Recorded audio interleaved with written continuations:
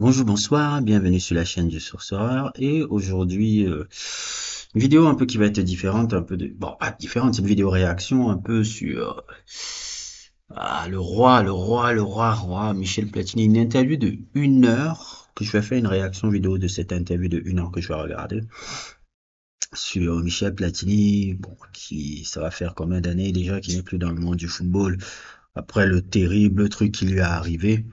Michel Platini est mon joueur français préféré de tous les temps. Devant Zidane, devant Mbappé, devant tout. C'est pour moi mon joueur préféré. Je dis pas que forcément c'est le plus grand, mais c'est mon joueur préféré. Je pense que en France, voilà, c'est un nom qu'on doit toujours mettre avec énormément de respect.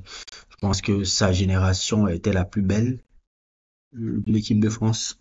Je pense que sa génération était la plus belle de l'équipe de France. Je pense que sa génération était celle qui a pratiqué le plus beau jeu en France et en Europe à cette époque-là.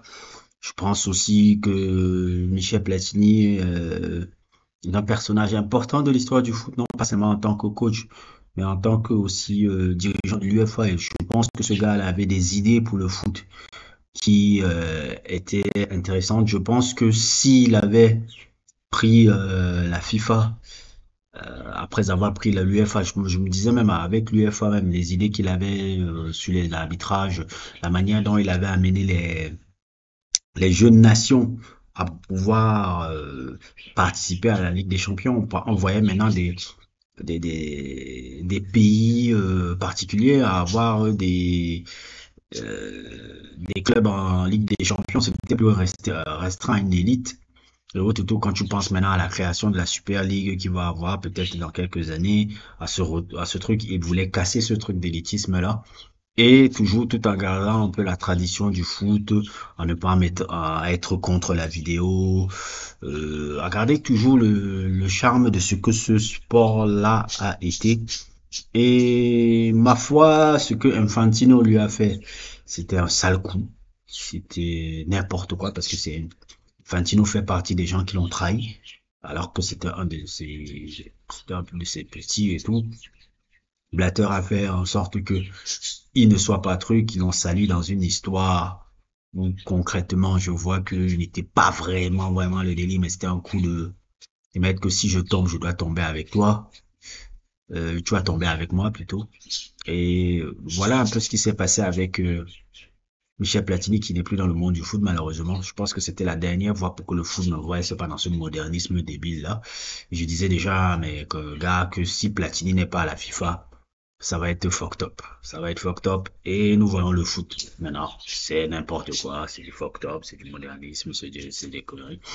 Donc, je vais écouter cette fabuleuse interview là. Parce que je sais que ça va être fabuleuse. Encore une interview d'1 heure avec un mec comme ça qui a une idée des idées de jeu particuliers, une idée sur ce sport-là, dont il a été un des fabuleux acteurs sur tous les plans, on va dire. Très grand en tant que joueur, en tant que sélectionneur, je pense qu'il n'a pas eu assez le temps. Pas il n'a pas eu assez le temps, mais il n'a pas voulu essayer de forcer un peu en tant que sélectionneur après l'échec de l'Euro 92, même si les éliminatoires étaient franchement positifs par rapport à fait que l'équipe était invaincue, mais quand ils ont fait l'Euro 92, ça c'est pas truc. La Coupe du Monde 98, c'était grâce à lui qu'elle a pu exister parce que c'est lui qui a fait en place que la France soit organise cette Coupe du Monde 98. En tant que président de l'UEFA, et ses idées qui étaient hyper, non seulement novatrices, mais qui étaient aussi conservatrices dans l'essence de ce que c'est le football. Michel Platini est un grand personnage de l'histoire de ce sport. Et pour moi, c'est des gars comme ça vous devez vous étudier, vous devez étudier. J'attends de faire un sujet sur Michel Platini. Je prends encore mon temps pour faire un truc parce que je veux faire même sur toute cette génération, sur l'histoire un peu de cette génération-là. Autant j'avais fait pour le Cameroun des années 80, mais sur cette génération-là, je pense que là où le foot français m'a plu dans votre histoire, c'est avec la génération Platini, Hidalgo, Toto. Elle reste pour moi encore la plus belle.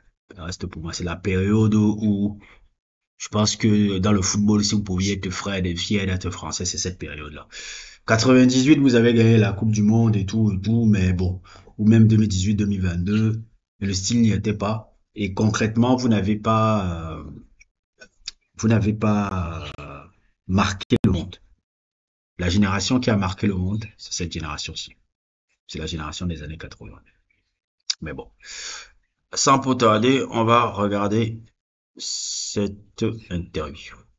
C'est 18h-20h, Roten sans flamme avec la légende du foot, Michel Platini. Jean-Louis Tour, Jérôme Roten.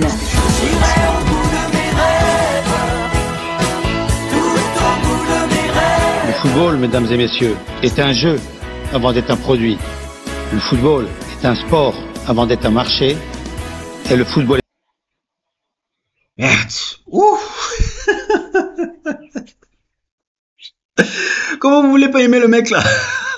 Ça, je crois que c'était son discours qui l'a fait gagner le truc de l'UEFA là. Oh merde, j'avais oublié même ce fabuleux discours là.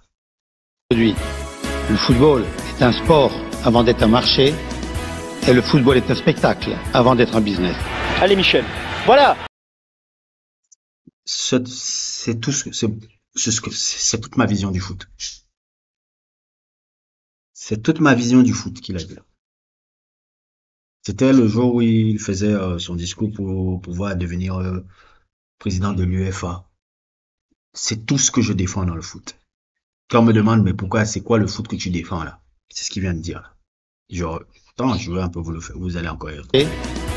Avant d'être un produit. Le football, mesdames et messieurs, est un jeu avant d'être un produit. Le football est un sport avant d'être un marché. Et le football est un spectacle avant d'être un business. Allez Michel, voilà. Oui Michel. Ouais. Il a tout dit. Il a tout dit. Il a tout dit. Il a tout dit. J'ai réussi. Tout dit. C'est pas pour rien que je suis derrière Michel Platini. Il a tout dit. Il a tout dit. C'est pas les Infantino qui vont vous dire ça. Et c'est ce gars-là dont vous étiez contre. Je me rappelle en France. Quand il était dans le truc de ah ouais, il est comme les blatteurs et autres et tout. Ah non, non, non, non, non, non, non, non, non. Voilà maintenant les dégâts. Voilà le foot qu'on nous prend là. Alors que si lui, s'il était à la FIFA, tous les bêtises que je vois dans le football moderne là n'existeraient pas. Oui, Michel! Oui, Michel! Et le voilà! Un coup franc magnifique! On ne pourra jamais oublier Platini, jamais. Pourquoi? Pourquoi c'est le meilleur? Il a donné beaucoup de choses à la Juventus et aussi comme personne humaine. C'est un vrai champion, un vrai homme. Platini! Et but de Platini! 3-2! Fier quand même d'avoir mis un garçon comme lui en route, quoi. Parce que depuis sa jeunesse, il nous a quand même fait voir de toutes les couleurs. Hein. Si je vous dis Michel Platini, qu'est-ce que vous me dites? C'est mon ami, et c'est le meilleur joueur qu'il y a eu en France. Ouais, il n'y a pas de problème. Vous êtes bien dans Roten sans flamme, et oui, on est en direct du bistrot de Nino à Cassis chez Michel Platini. Et oui, il nous fait le plaisir de nous recevoir pendant 2 heures. On va se régaler avec la légende. Bah oui, il y en a qu'une, c'est la légende du football français. Elle est là, elle est face à nous, elle est pour vous les auditeurs. Pendant 2 heures, on va se régaler avec aussi du beau monde comme tous les jours. On est avec Jean-Louis Tour. Salut Jean-Louis. Salut Jérôme, salut tout le monde. Ah, Jean-Louis. Oh, quel régal, quel cadre exceptionnel. C'est toujours incroyable. C'est toujours incroyable. On est avec Christophe Dugarry. Salut Christophe. Salut à tous, salut Michel, merci beaucoup d'être présent avec nous, on va se régaler pendant 2 heures, salut les copains, salut. Vraiment je suis ravi d'être là, de participer à cet événement avec vous, salut Michel. Écoute, Dugas, on n'est pas tout seul aussi, il y a aussi Tony Vérel avec nous, salut Tony. Salut les amis, ça va être une bonne émission, je sens que ça va bien partir là. Ouais, ça va bien partir parce qu'on va le présenter, il est là Michel Platini, salut Michel. Bonjour Jérôme, bonjour Tony. Quel honneur, merci de t'accueillir ici Michel. Alors, c'est le cadeau de la rentrée. Pendant 2 heures, Michel Platini donc sur RMC, dans Roten sans flamme. On va bien sûr parler d'actu, parler foot et surtout, vous allez pouvoir venir interroger Michel au 32-16. Vous prendrez la main dès 19h, Michel, pour ça. Vous allez choisir tous les gens qui auront appelé. Vous pourrez choisir les thèmes et tout. Vous allez voir, ça va être génial. Ça va être vite fait si je dois choisir. L'émission a duré une demi-heure finalement. Non. Mais de toute façon, on est chez Michel, donc il va pas nous mettre dehors. Hein, on est là jusqu'à 20h. Donc on va parler de tous les sujets d'actu avec Michel. Et il y aura aussi quelques surprises, des gens qui tenaient absolument à vous laisser un message, Michel, des grands noms du foot, de l'histoire du foot, que vous entendrez donc tout à l'heure. Et puis donc on aura des cadeaux à gagner et l'actu, c'est aussi les matchs de Ligue des Champions. Rendez-vous à 20h pour les avant-matchs de Monaco-Barça et de Brest-Sturm Graz. Mais on va rester concentré avec Michel, donc bien sûr en longueur.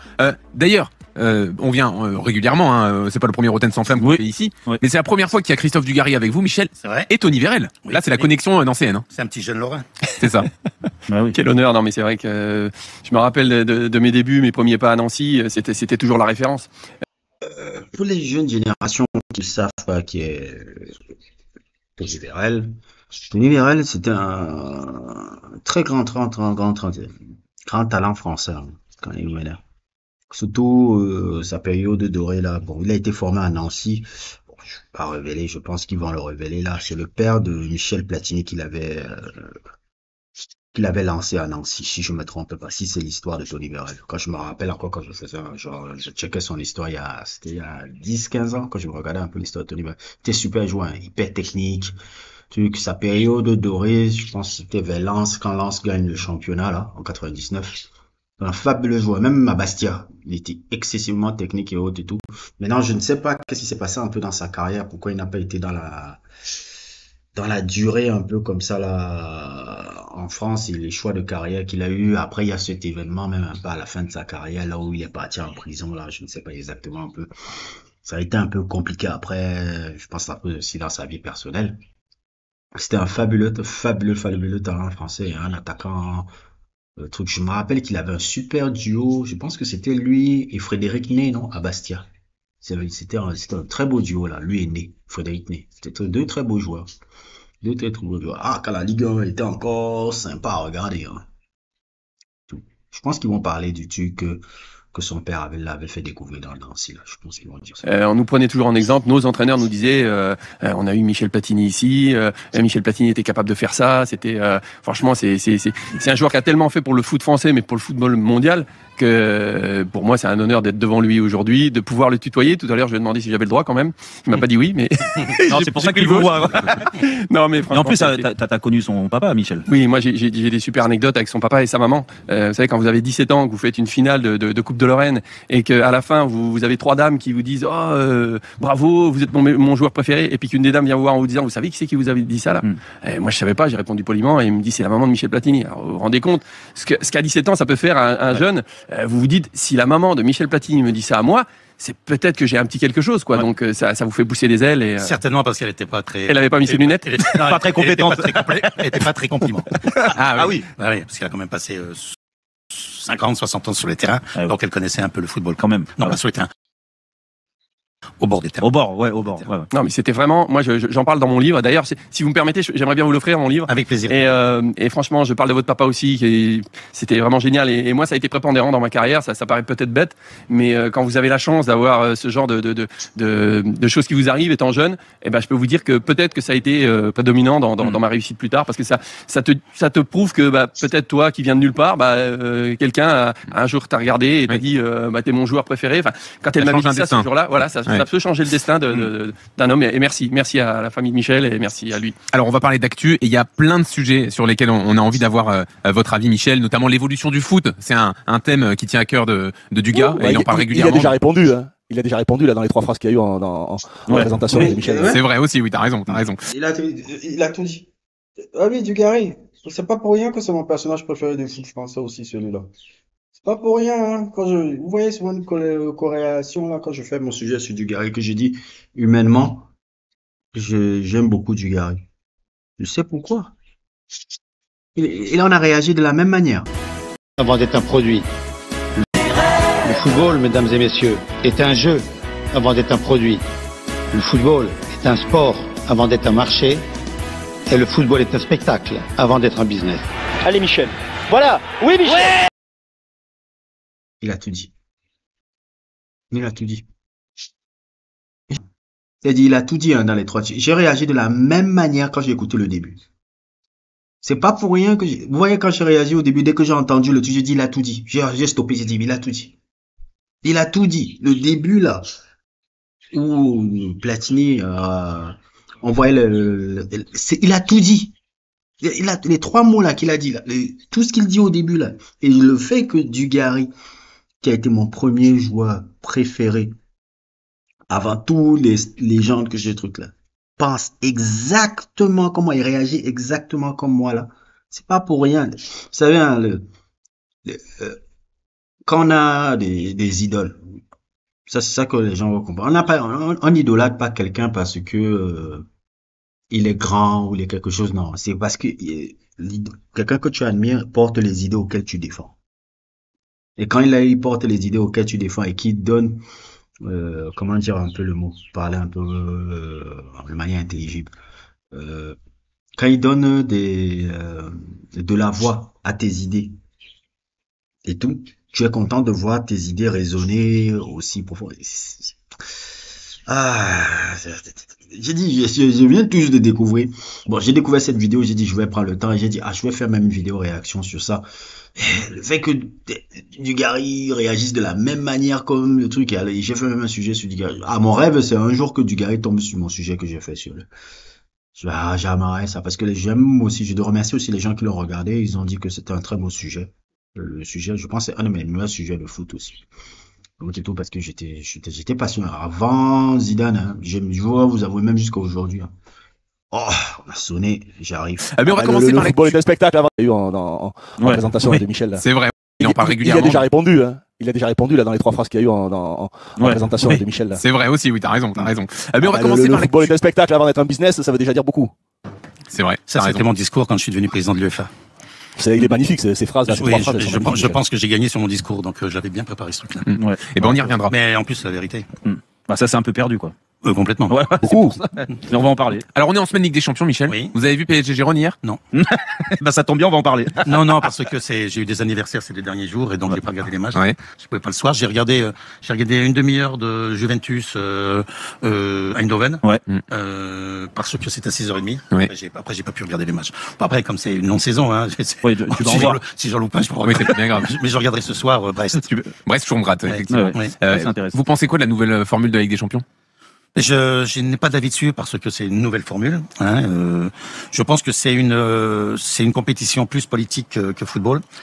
Pour les bonnes raisons que l'UEFA a voulu changer la compétition pour faire plaisir au club, pour faire plus d'argent au club, pour pas qu'ils aillent sur la Super League que football. Pour les bonnes raisons que l'UEFA a voulu. Mais on va en parler. Alors on est en semaine Ligue des Champions, Michel. Oui. Vous avez vu PSG Gérone? Voir votre avis, Michel, notamment l'évolution du foot. C'est un thème qui tient à cœur de Dugas. Et il en parle régulièrement. Il a déjà répondu, hein. Il a déjà répondu là dans les 3 phrases qu'il y a eu en présentation de Michel. Là. C'est vrai aussi, oui, t'as raison. C'est ce que Deschamps ne veut pas entendre. C'est pour ça que Deschamps c'est son ennemi. C'est pour ça que Deschamps est mon ennemi. Deschamps ne veut pas entendre ce genre de conneries là. C'est ce que vous voulez nous tuer avec votre foot moderne là. Mais on va commencer par le football et le spectacle avant d'être un business, ça veut déjà dire beaucoup. C'est vrai. Ça, c'était mon discours quand je suis devenu président de l'UEFA. Il est magnifique, ces phrases. Là, je pense que j'ai gagné sur mon discours, donc j'avais bien préparé ce truc-là. Et on y reviendra. Mais en plus, c'est la vérité. Ça, c'est un peu perdu, quoi. Complètement. Ouais, beaucoup. Mais on va en parler. Alors on est en semaine Ligue des Champions, Michel. Oui. Vous avez vu PSG Gérone hier? Non. Ça tombe bien, on va en parler. Non, parce que j'ai eu des anniversaires ces 2 derniers jours et donc j'ai pas regardé les matchs. Ouais. Je pouvais pas le soir. J'ai regardé une demi-heure de Juventus Eindhoven. Ouais. Parce que c'était à 6h30. Ouais. Après, j'ai pas pu regarder les matchs. Après, comme c'est une non-saison, hein. Oui, tu vas en voir. Si j'en loupe pas, je pourrais. Oui, c'est bien grave. Mais je regarderai ce soir Brest. Brest-Sturm Graz, effectivement. Ouais. C'est intéressant. Vous pensez quoi de la nouvelle formule de la Ligue des Champions? Je n'ai pas d'avis dessus parce que c'est une nouvelle formule. Hein, je pense que c'est une compétition plus politique que football. Pour les bonnes raisons que l'UEFA a voulu changer la compétition pour faire plaisir au club, pour faire plus d'argent au club, pour pas qu'ils aillent sur la Super League, ce qui n'a rien changé parce que les clubs ont décidé quand même d'aller, enfin une partie des clubs d'aller en Super League, ce qui a mis furieux Séphérine. Mais c'est à voir, c'est à regarder, puis on va voir comment c'est. Mais après, enfin, si c'est plus politique que football, c'est déjà mauvais signe. Elle a été créée pour de politique et de l'argent, mais comme la Champions League en 92, c'est pareil. Oui, c'est pareil. C'était pour faire de l'argent aussi. Bien sûr. Donc, et puis après, on va voir qu'est-ce qui va se passer. Mais pourquoi pas, ça peut être une belle compétition. Mais tu as répondu déjà, t'as pas regardé parce que tu avais des choses à faire et parce que, comme tu l'as dit, j'aurai le temps de me rattraper. En fait, le souci, et c'est ce qu'on en parle souvent avec Dugas, et même avec Tony, c'est que... c'est un championnat européen. C'est ça, les matchs événements, en fait, il y en a plus, quoi. Ça va être un championnat européen pour faire plaisir aux clubs qui voulaient faire une Super League. Ouais. C'est pour ça. Et ils voulaient tuer dans l'œuf la Super League, mais ils ont rien tué dans l'œuf. Donc, et ils se retrouvent avec cette formule-là. Bon, on va voir comment c'est. Après, il y aura des affiches, il y aura des beaux matchs, il y aura toujours des matchs de football. On verra toujours les plus grands joueurs, donc c'est pas mal. Mais après, c'est vrai que ce qui était important dans les coupes, c'est l'élimination directe. Oui, bon, là, il y avait l'excitation. Là, t'as 10 matchs où t'as pas d'élimination. Oui, un faux pas, c'est pas grave. Voilà, mais on l'a vu, en fait, moi j'avais un... Alors on va pas tirer des plans sur la comète après une journée seulement, mais moi je suis déçu. Il y en a encore des matchs ce soir et j'espère qu'il y aura des buts du spectacle, mais sur les 2 premières journées, et la journée d'hier soir, même si tu l'as pas regardé, il y a très peu de buts. Et la qualité des matchs, elle est pas géniale. Tu vois, le match hier au Parc des Princes, on peut pas dire que PSG et Gérone, alors c'est pas l'affiche du siècle, mais que c'était un match avec beaucoup d'engagement, beaucoup de rythme, comme le vaut normalement les matchs de Ligue des Champions. Comme les vaut les matchs de coupe. En plus. Là, on est dans des matchs de championnat. Ouais, donc il y a du calcul. C'est plus pareil. Ils se livrent moins. On a l'impression qu'ils se livrent moins, quoi, qu'ils sont dans le calcul et. Non, je pense pas qu'ils sont dans le calcul. Ouais. Après, il y a beaucoup de matchs. Tu peux louper un match. Ils sont plus dans la fatigue. Ils sont plus dans la fatigue que dans le calcul, je crois. Ouais, en plus. Comme il a dit l'entraîneur, j'ai entendu l'entraîneur de Paris Saint-Germain. Ils ont marqué 16 buts en 4 matchs. Ils en ont mis plein. Là, ils marquent un but. On commence à critiquer. Non, c'est un match. Ça se passe bien, ça se passe mal. On sait pas comment ça va. Oui. Et on pense qu'il y a 3 points. Ben, merci, bravo. Et on passe au prochain. Non, mais c'est plus comme le dit Dugas. Et Dugas, je te donne la parole là-dessus parce que comme tu l'as dit et très bien dit, moi j'ai senti hier que physiquement, déjà au bout de 4 journées de championnat seulement et premier match de Ligue des Champions, physiquement, les joueurs sont fatigués. Dugas. Non, mais aujourd'hui, le football est en train de prendre une orientation un peu difficile et délicate. Au-delà de l'intérêt des compétitions, que l'on peut apprécier ou pas, chacun est libre de regarder. On va découvrir cette compétition, on verra, et puis on donnera notre impression, notre avis un peu plus tard. Ce qui est sûr et certain, par contre, c'est que les joueurs se plaignent de plus en plus du nombre de matchs qui se rajoutent les uns après les autres. Ah là là là là là là là là là là là là là là, les têtes pensent pareil. J'ai fait un sujet avec Mbappé, là où je faisais, le sujet sur Mbappé là qui sort là. Je faisais exactement ce même constat là. L'accumulation des matchs commence à faire beaucoup pour ces sportifs-là. Non pas qu'ils sont bien payés, que ce sont des ouvriers qui travaillent, je sais pas, 23 heures et tout. Mais ça reste quand même toujours des êtres humains. Et je trouve un peu que cette accumulation de matchs-là gâche même la qualité même du jeu. Je trouve. Et les joueurs, ça se ressent sur les joueurs qui sont fatigués. Moi, quand je vois Lamine Yamal, je trouve un peu qu'on carbure un peu trop sur le gamin là, à l'âge de 17 ans. Vous allez me dire, oh, regarde, c'est un crack et tout. Moi, j'ai pas compris pourquoi lui, les derniers rassemblements au match international, il a joué les 2 matchs 90 minutes de l'équipe d'Espagne. J'ai dit, attendez, le gamin n'a que 17 ans, mon frère. Vous le faites déjà jouer 2 matchs 90 minutes alors qu'il sort d'un Euro. Comme ça, il est en plein début de saison. Vous le faites jouer, gars. Faites-le jouer 50 minutes, 60 minutes. Vous ne bousillez pas le gamin. Après, quand on va voir Lamine Yamal, oui, Isco Zambé, 6 mois, 8 mois. On va dire, oh merde, de la malchance. Alors que non, on a encore de bousiller le gamin. L'accumulation des matchs, là, quand je dis, mais Lamine Yamal, là, il s'est reposé quand? C'est la même chose avec Mbappé, il y a une accumulation, là. Il y a une accumulation, c'est l'accumulation. Et tu parles de quelqu'un qui fait ça depuis l'âge de 17 ans. Dans un moment donné, ça commence à se faire sentir. Alors, la blessure de Rodri, là, ça doit être un appel vraiment sur ce qui se passe vraiment dans le football moderne avec l'accumulation des matchs. Il faudrait qu'on commence à penser à ça. Mais est-ce que les mecs là, est-ce que le coco là de l'UEFA là repense ça? Oui, c'est seulement, je me mets les sous. Non, il faut commencer à penser à ce genre de truc là. Cette accumulation de matchs. On voit maintenant la catastrophe. Rodri se blesse. Voilà Mbappé encore qui a un truc aux Zambier. Et maintenant, quelques minutes avant de commencer cette vidéo réaction, j'ai découvert que Varane a pris sa retraite à 31 ans. Vous vous rendez compte? Il a pris sa retraite à 31 ans. Parce que fatigué des blessures, fatigué de l'usure mentale, fatigué de tout ça, il a pris sa fucking retraite à 31 ans. Vous vous rendez compte un peu de ce que votre délire de football moderne là, de l'accumulation des matchs, ça fait même que même les joueurs n'arrivent pas à être performants. Je parle déjà même de Lamine Yamal. Je fais même un truc sur Lamine Yamal. J'ai été choqué de voir que pendant la trêve internationale, en équipe d'Espagne, il a joué 90 minutes les 2 matchs. Je dis, mais c'est pas possible. Le mec vient de sortir de l'Euro. Il commence le truc, je crois qu'il a quoi, eu 2 semaines de vacances? Même pas. Et le mec, voilà, il carbure un peu à Barça et autres et tout. Vous ne le faites même pas jouer 50 minutes. Vous le faites jouer Match à 90 minutes. Le gars là va pas arriver jusqu'à ses 28 ans. Avec le rythme là que vous donnez déjà aux gens là, je dis mais c'est pas possible.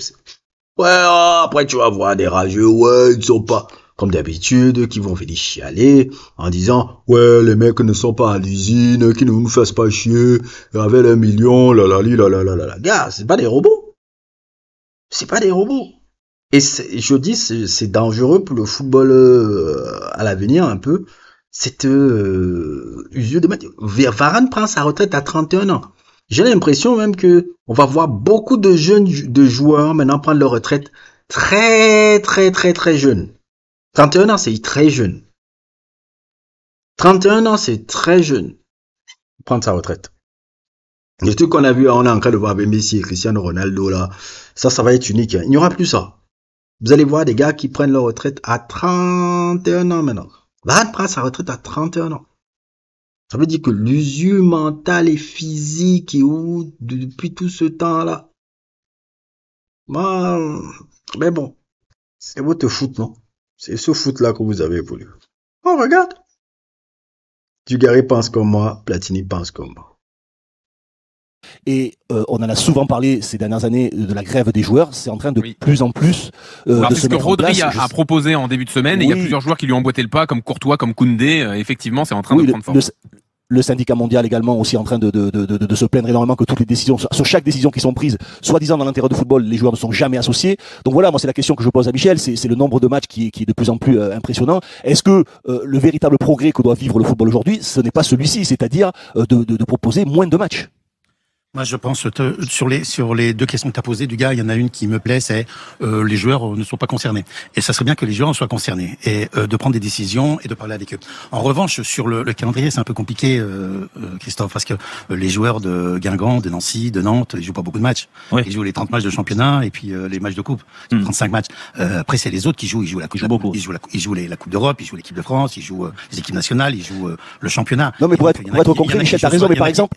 Il y en a qui jouent mais par exemple, cette Coupe du Monde des clubs, oui, mais cette Coupe du Monde des clubs qui va venir là au mois de juin se mettre en place, est-ce qu'elle a un intérêt, quel intérêt hormis financier à cette compétition pour voilà, c'est déjà 99,99% l'intérêt financier dans ce monde du gars. Donc moi je crois que la Coupe du Monde des clubs à long terme va poser des problèmes à la Coupe du Monde des associations nationales. Parce que c'est peut-être ça qui est dangereux. Parce qu'à un moment, quand tu as la Coupe du Monde de club, tu auras tous les meilleurs joueurs du monde. Dans les Coupes du Monde des associations. Tu les as pas forcément. Et après, écoute, les clubs, ils veulent faire plus de matchs. La Fédération française veut plus de matchs de l'équipe nationale parce que ça fait plus de recettes. La FIFA veut plus de matchs pour faire plus de recettes. Et tous les clubs veulent faire plus de matchs pour faire plus de recettes. Donc voilà. Et à un moment, les joueurs, ils en auront le bol. Mais est-ce qu'il faut pas... Ils en auront le bol. Mais je comprends. Mais comme ils ne peuvent pas intervenir sur faire la grève parce qu'on leur demande jamais leur avis, ça serait important qu'un jour, les joueurs se réveillent et puis fassent la grève. Oui, vous êtes favorable à ça. Ou en tout cas, vous pensez que pour obtenir quelque chose, il faut en passer par là. J'aimerais bien que les joueurs soient plus dans les institutions. Sauf des mecs qui passent par l'élection. Tu peux aller avoir le syndicat des joueurs doivent avoir peut-être une place au conseil de la FIFA ou au conseil de l'UEFA. Djibril, si tu vois ce vidéo, c'est ce que je t'expliquais depuis à l'époque. Je parle à mon ami Djibril avec qui c'est un de mes meilleurs amis avec qui j'arrive à discuter de musique et tout et qui regarde mes lives. Et regarde mes vidéos et tout. Djibril, c'est ce que je t'expliquais il y a 5 ans quand vous étiez en train d'attaquer Platini en pagaille là dehors. Oh oui, toi, je pense toi, je sais pas si Ogo était aussi là. Vous étiez en train de me faire chier, toi tu es en train de défendre Platini alors que nanani, pourquoi tu défends Platini, il est comme les autres, nanani. Vous voyez la différence entre Platini et toute la clique des blatteurs et tout. Voilà un footballeur qui avait une idée sur ce jeu-là, qui avait un truc sur ce jeu-là, un ancien footballeur et tout, et qui était dans les instances. Tout ce que tu vois dans le football moderne là qui est en train de foutre le camp là. Tout ce que tu vois dans le football moderne qu'on est en train d'insulter là tous les jours là, on se parle en inbox. Là. Voilà ça qui arrive et c'est ce que je prévoyais si n'était. Je disais si Platini ne prend pas la FIFA, c'est la pire chose qui sera arrivée au foot. 5 ans plus tard, vous voyez le dégât. Et les vidéos, et l'accumulation des matchs, et la perte de la qualité des matchs. Même nous, on n'a même plus envie de regarder ces trucs-là. Je regarde même plus presque ces matchs-là.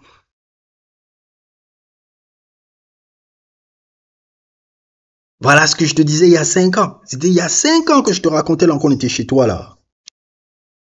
Je disais Platini ne doit, c'est le seul espoir pour le foot. À l'époque là, ça m'énerve que je n'avais pas de page à l'époque. Quand il y avait déjà les trucs judiciaires qui arrivaient et autres et tout, ça m'énerve d'avoir pas eu de page à l'époque là. Platini était le seul espoir pour le football là. Seul.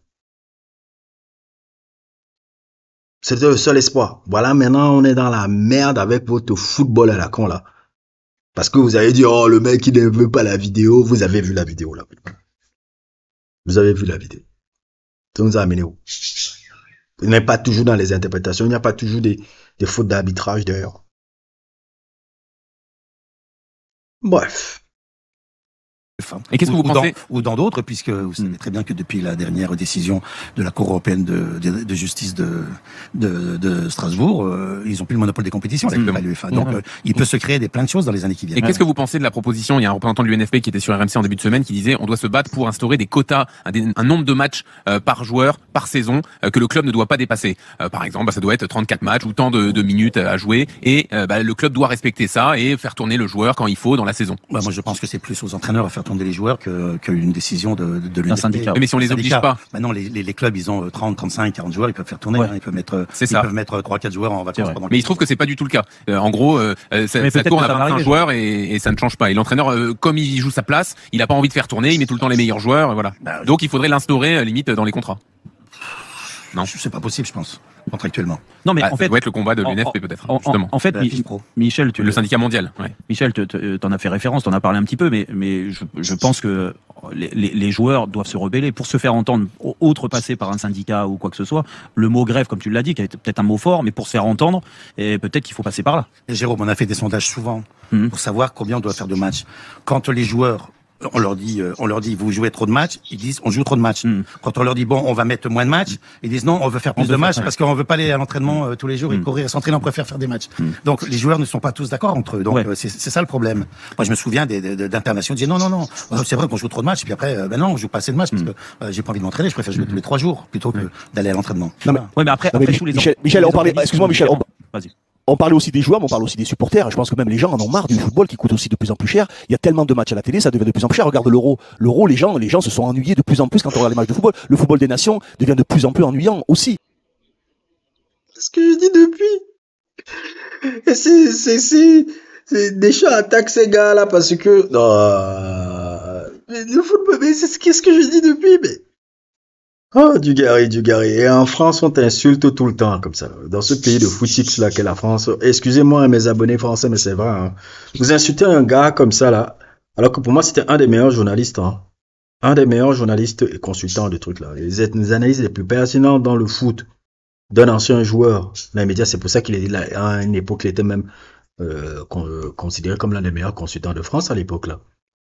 Les meilleures analyses de foot, c'était Dugarry. Et c'est vrai. Tout ce que j'ai dit là, c'est vrai. Qu'est-ce qui est... Oh, les gens se sont ennuyés de plus en plus quand on regarde les matchs de foot. Le football des nations, c'est devenu n'importe quoi. Parce que vous êtes dans votre connerie de tout le temps regarder votre Ligue des Champions à la con. Vous êtes dans votre connerie de nous emmerder avec votre Ligue des Champions tout le temps.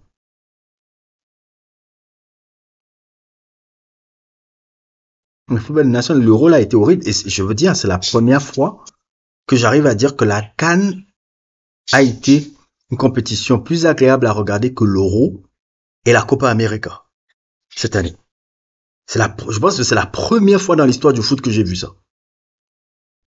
Que la CAN a été plus belle à regarder que l'Euro et la Copa América.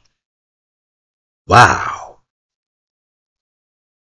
Bienvenue dans le football moderne. Le football des nations devient de plus en plus ennuyant aussi. Donc il y a aussi les supporters qui commencent à en avoir un peu ras-le-bol, qui sont pris pour des vaches à lait, et ça commence à être compliqué. L'euro est sur les chaînes publiques, donc c'est pas payant. Donc ça leur coûte pas cher les matchs des équipes nationales. Oui, mais le déplacement, l'hôtel, le billet, ça coûte cher. Oui, bon, le déplacement, oui. Mais après, bon, écoute, aujourd'hui, l'argent vient surtout des télévisions, vient du marketing.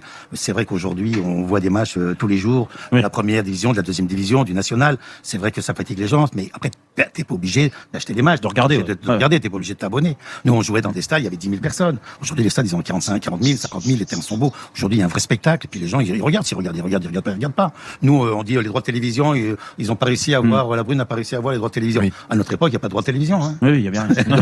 donc, on n'allait pas aller là-dessus. Donc voilà. Donc le système est là, c'est l'offre et la demande. Les gens, ils ont envie de regarder les matchs, ils les regardent pas, ils les regardent pas. Pour parler de l'Euro, Michel, tu l'as suivi? Je l'ai suivi. Oui, je l'ai survolé. Tu t'y régalé ou? Pas forcément, non. Non. Alors, est-ce que vous trouvez qu'il y a c'est l'évolution du foot qui fait que vous ne vous régalez pas?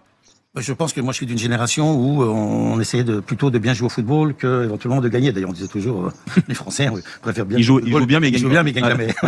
Non, aujourd'hui je pense que on a un problème, c'est que je te l'ai dit avant. J'ai dit le problème c'est que les défenseurs centraux et les gardiens de but touchent plus le ballon que les milieux de terrain. Donc il y a quand même un vrai problème. D'habitude les gens ils sont milieu de terrain, c'est pour organiser, pour jouer, c'est pour faire la transition et tout ça. Aujourd'hui les milieux de terrain ils touchent pas le ballon. Il y a moins de créateurs. Sauf il y a des ils construisent. Il y a des vagues quoi. Oui, il y a des vagues et l'équipe de France c'est une équipe de vagues. Oui. Elle est bonne quand elle défend. Bien sûr. Et après que tu lui donnes des espaces pour avec la valeur physique des joueurs de l'équipe de France, ils peuvent être dangereux. Mais après de créer tout ça c'est un peu plus compliqué. Et les gens de ma génération ne regardent plus beaucoup le football parce que ils se retrouvent pas dans le jeu. Mais alors là, il y a un problème. Tous les gens, des gars qui ont aimé ce sport-là, à une certaine époque, ne peuvent plus regarder. Moi, je ne regarde plus de foot. Benzema disait ça dans cette interview-là. Tu vois? Donc c'est plus les aider, tu vois, plus là-dedans, parce que le foot d'aujourd'hui, c'est pas trop terrible. Pourquoi? Parce qu'on pense tous à marquer que des buts, en fait. Okay. On regarde même pas le match. Tu vois, c'est... Flash foot ou flash score. On est sur le téléphone, vas-y, lui, il faut qu'il marque, pas lui. Et t'as pas le temps de regarder le match. Tu vois, tu joues plus, je sais pas, à la play ou tu regardes des matchs de je sais pas quoi, mais tu regardes plus le foot. Ça veut dire que t'es plus connecté avec le foot. Je sais pas, un match, c'est 90 minutes. Ouais. Toi, tu viens juste 5 minutes, ou tu regardes pas le match et tu te demandes qui a marqué. Tu t'en fous, en fait. Ok. Donc voilà, plus aider les joueurs. Pour toi, le contenu, il est passé au second plan, peut-être un peu à regret? Oui, depuis un moment. Vraiment? Oui, c'est que de la statistique. Aujourd'hui, le foot, c'est que des statistiques. Statistiques, tu marques des buts, t'es le meilleur. Tu marques pas de but, faut qu'on te change. Pour toi, il y avait une époque où c'était moins le cas? À l'époque d'avant, déjà, il y avait l'époque, je te dis par exemple, Zizou, Ronaldo, il y avait... c'était du vrai football, quoi. Ouais, bien sûr. On n'était pas sur des... Platini, pareil. Tu n'y arrives pas. On est tous unanimes sur votre fucking football à la con, là. Fucking football de stats. On ne peut pas regarder les matchs. On peut pas regarder les matchs. Là, le football moderne, là, où tout est sur les joueurs de côté, là, où il y a la perte du numéro 10, là. Quand vous voyez, là, ce poste-là qui n'existe plus, et tout, ce poste ou ce monsieur que vous voyez là, pareil, est l'un des plus grands joueurs l'un des plus grands joueurs de l'histoire de ce sport-là. À ce poste-là, oui. Platini, c'est pour moi top 5 des plus grands numéro 10 de tous les temps. Si on me dit que c'est le plus grand numéro 10 de tous les temps, je dirais, bon, il y a eu Pelé, il y a eu beaucoup d'autres grands 10, il y a eu Cruyff, je sais pas, il y a eu Maradona, il y a eu le plus grand numéro 10, mais top 5, il est là. Personnellement, je le mets même au-dessus de Zidane. Personnellement, vous me demandez entre Zidane et lui, je peux dire Platini est plus grand que Zidane. J'ai toujours été convaincu. Pour moi, c'est Mbappé, Platini et tout que j'estime toujours que Mbappé est le plus grand joueur français de tous les temps, même si dans le style, il me plaît pas. Parce que le personnage il est aussi spécial. Et j'espère que Mbappé aura une réflexion sur ce foot-là qu'il a pratiqué les années avançant. Quand il arrivera à l'âge d'un Platini comme ça, là. J'espère, parce que moi, le personnage, je le vois aussi dans sa projection devenir un gars comme ça. Maintenant, j'espère qu'il aura un recul un peu sur le football et l'ère footballistique dont il a participé. Parce que ton ère, là, c'est une ère de merde. Non, on est d'accord. Plus personne. Riquelme peut dire la même chose. Tous les gars qui sont de Majou, on peut pas valider votre délire là. On peut pas. Bouba, c'est n'importe quoi. C'est n'importe quoi. Oui, mais est-ce que les gens de votre génération s'y retrouvent pas? Les jeunes, les matchs sont trop longs, il y a un vrai problème alors. On est en train de perdre tout le monde dans le football. Même dans l'engagement. Dans l'engagement, on en parlait aussi tout à l'heure. Je veux dire, à l'époque, c'était peut-être de trop, mais l'engagement dans les matchs, quand on revoit des matchs de ton époque, Michel, ou après même dans les années 90, il y avait vraiment un vrai engagement, quoi. Non, mais j'ai regardé le match là pour rendre hommage à Didier Roustan, on rend hommage, bien sûr, de le France-Portugal. Il y a pas de passe en arrière. Ouais. Oui. On va, ça attaque, ça repart de l'autre côté, ça attaque, ça repart de l'autre côté. Donc c'est passionnant, il y a quelque chose qui va se passer. Aujourd'hui, c'est vrai que on fait plus de passes en arrière qu'en avant. Oui, entre le jeu de possession, dans le jeu de possession. Après, bon, quand il y a des espaces, ça va 2000 à l'heure, certes. Mais dans le jeu de possession, il y a beaucoup de passes. Mais Michel, tu es aussi d'accord que... je critique pas, c'est le football d'aujourd'hui. Mais c'est vrai que les gens de ma génération qui ont connu un autre football porté sur l'offensif, ils sont un peu réticents au football d'aujourd'hui. Oui, mais sauf que le football d'aujourd'hui, là, je suis pas forcément d'accord avec toi parce que ça dépend aussi du chef d'orchestre. Parce que t'es pas de ma génération. Oui. Ça. Ouais. Pourtant, t'es beaucoup plus jeune. Oui, mais j'ai aimé le foot grâce à votre génération. Ah, voilà. Tu vois, j'étais tout gamin, donc j'ai appris le foot comme ça. Et pour moi, le foot, c'est ce que tu racontes toi. L'équipe de France c'est pour ça qu'on dit les jeunes ils regardent moins le football, parce qu'ils ont peut-être marre de voir des passes entrées. Mais c'est pour ça, oui, mais il faut aller vers l'avant, il faut créer des choses. Oui, mais Michel, pour ça, il faut un chef d'orchestre. T'as eu le rôle de sélectionneur. Là, on a un sélectionneur comme Didier Deschamps qui est un sélectionneur entraîneur. Lui, il était entraîneur de club, il est là, il est sur le terrain et tout ça. C'est quand même un entraîneur, Didier, qui est très défensif. Ça se voit par rapport à tout ce que tu viens d'expliquer sur le fait que la transition rapide, d'être costaud et des mecs rapides sur les côtés, c'est Didier Deschamps. Pas forcément, pas un sélectionneur, il fait la meilleure équipe possible. Et s'il a un créateur, il a un créateur. S'il a un Zidane, il le fera jouer, DJ. S'il a pas de Zidane, il le fera pas jouer, il fera jouer d'autres joueurs. Donc ça dépend des joueurs que tu as dans ton équipe. Et après, quand tu es sélectionneur, tu dois gagner avec les moyens que tu as. C'est vrai que si tu bloques toujours et que tu as Kylian qui te marque des buts, tu as gagné et tout le monde est content. Oui. Mais après, quand on marque pas les buts, tu te régales pas aussi. Non, mais après, quand tu marques pas les buts, on râle parce que ça joue pas bien. C'est toujours la même histoire. C'est l'histoire de, par exemple, de l'avant-centre qui s'appelait Trezeguet. Quand il marquait les buts, il était exceptionnel, mais quand il marquait pas de buts, on disait qu'il était pas bon. D'autant plus, ouais. Mais voilà, mais c'est comme ça aujourd'hui. Est-ce que ce mode de fonctionnement-là, tu t'es régalé à regarder les Bleus à l'Euro? Mais j'ai dit que c'est pas forcément l'Euro qui m'a enchanté parce que il y a pas que la France. Ah oui, il y a pas que la France, bien sûr. Mais après, l'Espagne a bien joué. L'Espagne, ils ont des créateurs à tous les niveaux. Ils jouent au ballon, ils vont vers l'avant et ils essaient de bien jouer. Voilà.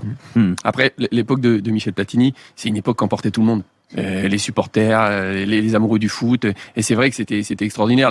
La Coupe du Monde 82, 86, le Championnat d'Europe 84, tout le monde était à fond derrière. C'était magnifique. Aujourd'hui, il y a un peu moins ça, c'est dommage. Mais tu l'as eu quand même, Tony. Tu l'as eu en 2016. Regarde, 2016, on a organisé l'Euro ici. Oui, mais en France, il y a eu un engouement quand même. Il y a eu tout le monde était derrière l'équipe de France. Alors on perd contre le Portugal à la fin, en finale, mais les joueurs, je trouve qu'ils sont moins accessibles. Je veux dire, moi j'ai regardé une émission justement à l'époque de Michel où tu vois les mecs, ils sont là, ils sont à l'entraînement de l'équipe de France. Alors on parlait des terrains tout à l'heure, Michel m'a dit arrête de parler des mauvais terrains. Mais je veux dire, ils jouent sur un champ de patates, et les journalistes sont là à côté, ils viennent, ils répondent. Et je trouve qu'il y a une proximité que maintenant on n'a plus. Je veux dire, on est peut-être obligé d'avoir ce cadre, ok, mais je trouve que ça crée plus de lien entre les gens et plus de proximité. Et à l'époque là, tout le monde adorait tous les joueurs de l'équipe de France, tout le monde les connaissait dans la rue, tout le monde. Alors aujourd'hui aussi on les connaît, mais on a l'impression que c'est les stars. C'est devenu des stars de cinéma. Voilà. Alors qu'à l'époque, un footballeur était populaire. Et moi, j'aime ce terme de populaire plutôt que de star. Ah oui, oui, oui. Mon Dieu. Je pense que j'ai grandi dans la mauvaise époque. Ah, moi, je suis ému quand j'entends ça. C'est toute la vision du foot que je défends. C'est exact. Mes sujets foot ne parlent que de ça. On n'a même pas 21 minutes. Je sais même pas si je vais terminer cette vidéo.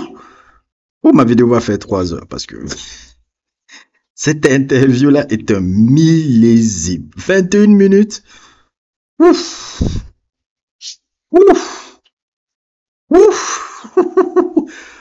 là là là là, je suis en train de jouir là. Oh là là là là là là là là là.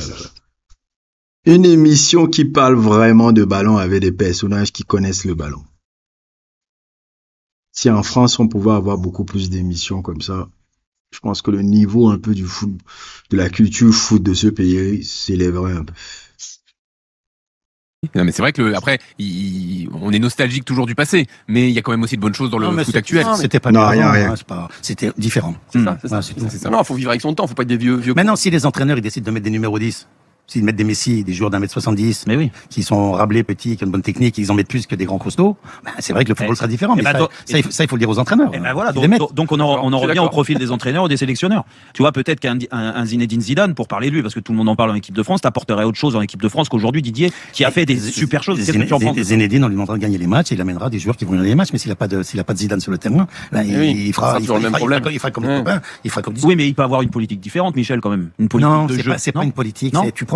J'ai été sélectionneur, tu prends ce que tu as de mieux dans ton pays. Et tu penses qu'en France, en français, de joueurs français, on n'a pas mieux que ces milieux de terrain là, par exemple? Je peux pas te le dire. Ah bah voilà. Moi, je connais pas. Non, mais c'est pour ça. Mais moi, je te dis, parce que je suis le foot et je le regarde tous les jours et tout ça. Je pense, en effet, que si tu as une idée bien précise de ce que tu veux mettre en place en équipe de France, changer la façon de jouer et la façon des profils des milieux de terrain, tu as de quoi faire. On a quand même un vivier qui est important de trouver des fameux créateurs, comme tu le dis. Je sais pas, mais DJ sur un match, il a essayé de mettre Griezmann comme numéro 10. Ça a bien marché un match, ça a moins marché un autre match. Il a pas recommencé. Même au milieu, donc je pense que Didier Deschamps, je vais pas le défendre, je vais pas l'attaquer, mais je pense qu'il essaye de faire la meilleure équipe avec les joueurs qu'il a. Hein. Du gars. Non, mais le sujet, il est là. C'est-à-dire, quand ça dépend de la génération que tu as. Ça, je partage l'avis de Michel. Je pense qu'avec la génération que l'on a, les joueurs que l'on a depuis quelques temps maintenant, je pense qu'on peut espérer avoir un petit peu plus de qualité. Moi, j'ai toujours pensé que pour gagner des matchs, il fallait bien jouer au football. J'ai l'impression que c'est de moins en moins le cas. J'écoute les déclarations des uns et des autres, des plus grands. Je pense à Guardiola, je pense à Bielsa, je pense à des entraîneurs qui s'expriment sur le football d'aujourd'hui, qui devient de plus en plus ennuyeux pour certains. Et notamment pour les jeunes. Michel le dit pour les moins jeunes. Donc voilà, moi je trouve que le football, la qualité du jeu n'est pas une priorité des instances. Et ça, je trouve que c'est un problème. Par exemple, pour comparer, même si c'est toujours difficile de comparer de sport, je pense au rugby. Le rugby qui est un sport ultra compliqué à comprendre, et les règles ont été développées, mises en place, et ça a été aussi le cas dans le football aussi, notamment avec la passe au gardien, pour que ce soit plus flamboyant, pour que ce soit plus spectaculaire, pour que ce soit plus compréhensible. Et ça, malheureusement, je trouve que ce n'est pas suffisamment le cas dans le football. Pour le rendre, oui. On va répondre à ce que tu dis dans une seconde parce que c'est intéressant, tu ouvres plein de portes et on est curieux d'avoir l'avis de Michel là-dessus. Donc on revient très vite dans Rotten sans flamme avec en plus une première surprise pour Michel puisque ça... Michel Platini. Jean-Louis Tour, Jérôme Rotten. Oui, et il bute pour Bordeaux. C'est super, c'est bravo, c'est formidable. Hop de Zidane qui allume Monsieur Caca. Ouais, il est beau en pivot. Dugarry. Ah oui, bien, bonne passe de Mitrovic. Bravo Monsieur Caca. 2-0, égalité. Oh là là, Zidane qui va le redonner à Dugarry dans la surface. Frappe et but. Oh, quel but. Super. Oh là là, quel but de Christophe Dugarry. 3-0 pour Bordeaux. Je me souviens, c'est Platini qui est consultant sur ce match-là. Et Platini, il a eu un peu pété les plombs sur le troisième but. C'est rare chez lui d'ailleurs. C'est fini. Historique. Voici la qualification des formidable exploit de Bordeaux. Chaud, en plus moi je suis bordelais, je crois que c'est le plus beau jour de ma vie quoi. J'aurais voulu, je sais pas, c'est super, je sais pas quoi vous dire. Ça efface toute l'année. Ah ça c'est sûr, je crois que c'est comme ça. On a fait le match qu'il fallait gagner 3-0 contre le Grand Milan, c'est exceptionnel, j'en reviens pas. Merci Christophe, bravo. 18h31 sur RMC. Oui, vous rêvez pas. Christophe Dugarry avait mis un doublé contre Milan AC. Il est là avec nous. Le coup de couteau que vous remettez dans le cœur des supporters là. Michel Platini qui est là en direct du bistrot de Nino. C'est-à-dire que c'est moi qui commande le match. Il y a Tony Vérel. Tony, on s'est régalé avec ça. Incroyable. Michel Platini qui commente les deux buts de Christophe Dugarry. C'est fou. Tel point que pour la première fois j'ai entendu Dugas dire je sais pas quoi vous dire. C'est vrai? C'est la première fois que Dugas dit ça. D'habitude il a toujours c'est la première fois que j'avais pas d'avis. C'est ça qui est fou. Et oui, magnifique. Quelle époque quand vous commentiez les matchs, Michel? C'était le début de Canal et donc j'avais plus un rôle un peu plus pédagogique parce que on parlait à Canal, on parlait aux supporters, on parlait aux amoureux du football, on parlait tous les entraîneurs de jeunes, donc je me considérais plus comme un entraîneur à la télé pour expliquer les choses plutôt que de dire lui il a fait une passe à lui il a fait une passe à l'autre il a fait une passe à ça. Ça c'est pas nécessaire. Mais expliquer pourquoi. Ça c'est Jean-Michel Larquet. Non, pas du tout. Mais expliquer pourquoi il l'a fait, ça c'est important et de faire comprendre aux gens que c'est important la passe, que c'est important la chose, qu'il l'a mis dans des bonnes conditions. Et de dire lui il a donné une passe à lui, j'ai pas fait. Et pourquoi tu le fais plus? Non, ça va. Parce que j'ai fait beaucoup de choses. Et maintenant, je suis là sur le port de Cassis. Bon, d'accord. Et je suis bien. Et bientôt sur le Nino. On en reparlera avec Julien Cazard d'ailleurs, qui sera là tout à l'heure à 18h45. Ah oui. Juste avant l'interruption, Michel Dugas parlait de l'évolution du foot. Peut-être remettre justement le sportif au centre des réformes, des réflexions, peut-être même sur les règles en s'inspirant du rugby. Oui, j'ai entendu ça, oui. Est-ce que c'est une piste de réflexion? Écoutez, la dernière fois qu'il y a eu une grande réflexion sur le football, j'y ai participé, c'était la Task Force 2000. C'était après la Coupe du Monde de 90, où, vous vous souvenez, la Coupe du Monde 90 a été la plus méchante, la plus mal jouée, et donc il a fallu absolument faire quelque chose, et on avait pris 3 décisions. décisions. Je me souviens, dans cette task force, 2 étaient, je vais dire en toute modestie, à mon initiative. C'était la passe au gardien de but. Oui. Et c'était le tacle par derrière qu'il fallait absolument sanctionner par un carton rouge. Et Wow. la troisième était de mettre les... Donc c'est lui qui a pensé ces idées-là? Ah, ça, j'étais pas au courant par contre. Que pour les jeunes générations, pendant longtemps, on passait les ballons aux gardiens. Hein. Je me rappelle même que je pense que, sans vouloir faire un peu du chauvinisme, cette règle du truc qu'on interdit que le défenseur passe le ballon au gardien et le gardien l'arrête avec la main. Je pense que c'est à cause de nous. Hein. Le match Cameroun-Angleterre de 90. Quand on menait 2-1 l'Angleterre en quart de finale de la Coupe du Monde. Je me rappelle encore quand je regardais le match et tout. Les cocos étaient en train de... C'est-à-dire que l'équipe du Cameroun, les gars, ils s'arrêtaient au milieu de terrain à un moment donné du match. Ils stoppaient et ils dégageaient pour que le gardien pas le rattrape. Ils dégageaient chez notre gardien pour que le gardien le rattrape et le garde. Pour que... on gagne du temps et tout. Je pense que c'est nous, c'est à cause de nous aussi que cette règle-là a été inventée. Le tacle par derrière, franchement, à l'époque, c'était horrible. Demandez à Pelé ce qu'il a vécu. Est-ce que les joueurs de cette époque vivaient les tacles par derrière, les trucs. Les grands joueurs n'étaient pas protégés comme maintenant. On protège maintenant les grands joueurs et tout. C'est pour ça que souvent, quand les gens disent que, ouais, à l'époque, c'était les trucs de plombier, je dis, je donne bien du plaisir à Messi, à Cristiano Ronaldo de jouer à l'époque de Pelé quand on te faisait les tacles à la gorge et tout. Et tu ne prenais, le gars ne prenait même pas carton rouge, carton jaune, là. Ah, le truc, bon. Si je donne bien du plaisir au Cristiano Ronaldo, au Messi de jouer à cette époque-là. On te donne des tacles derrière, des trucs.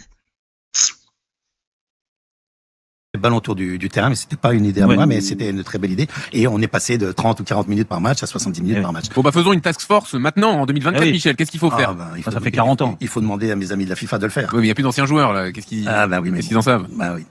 Bah oui, non, mais parce que tout à l'heure, tu nous disais les joueurs, en effet, sont pas écoutés. C'est Dugas qui le disait aussi. Et vous avez raison quand tous les deux vous dites ça. Mais ça manque, les anciens joueurs, quand même. Aujourd'hui, toutes les décisions qui sont faites à la FIFA, c'est sur l'arbitrage.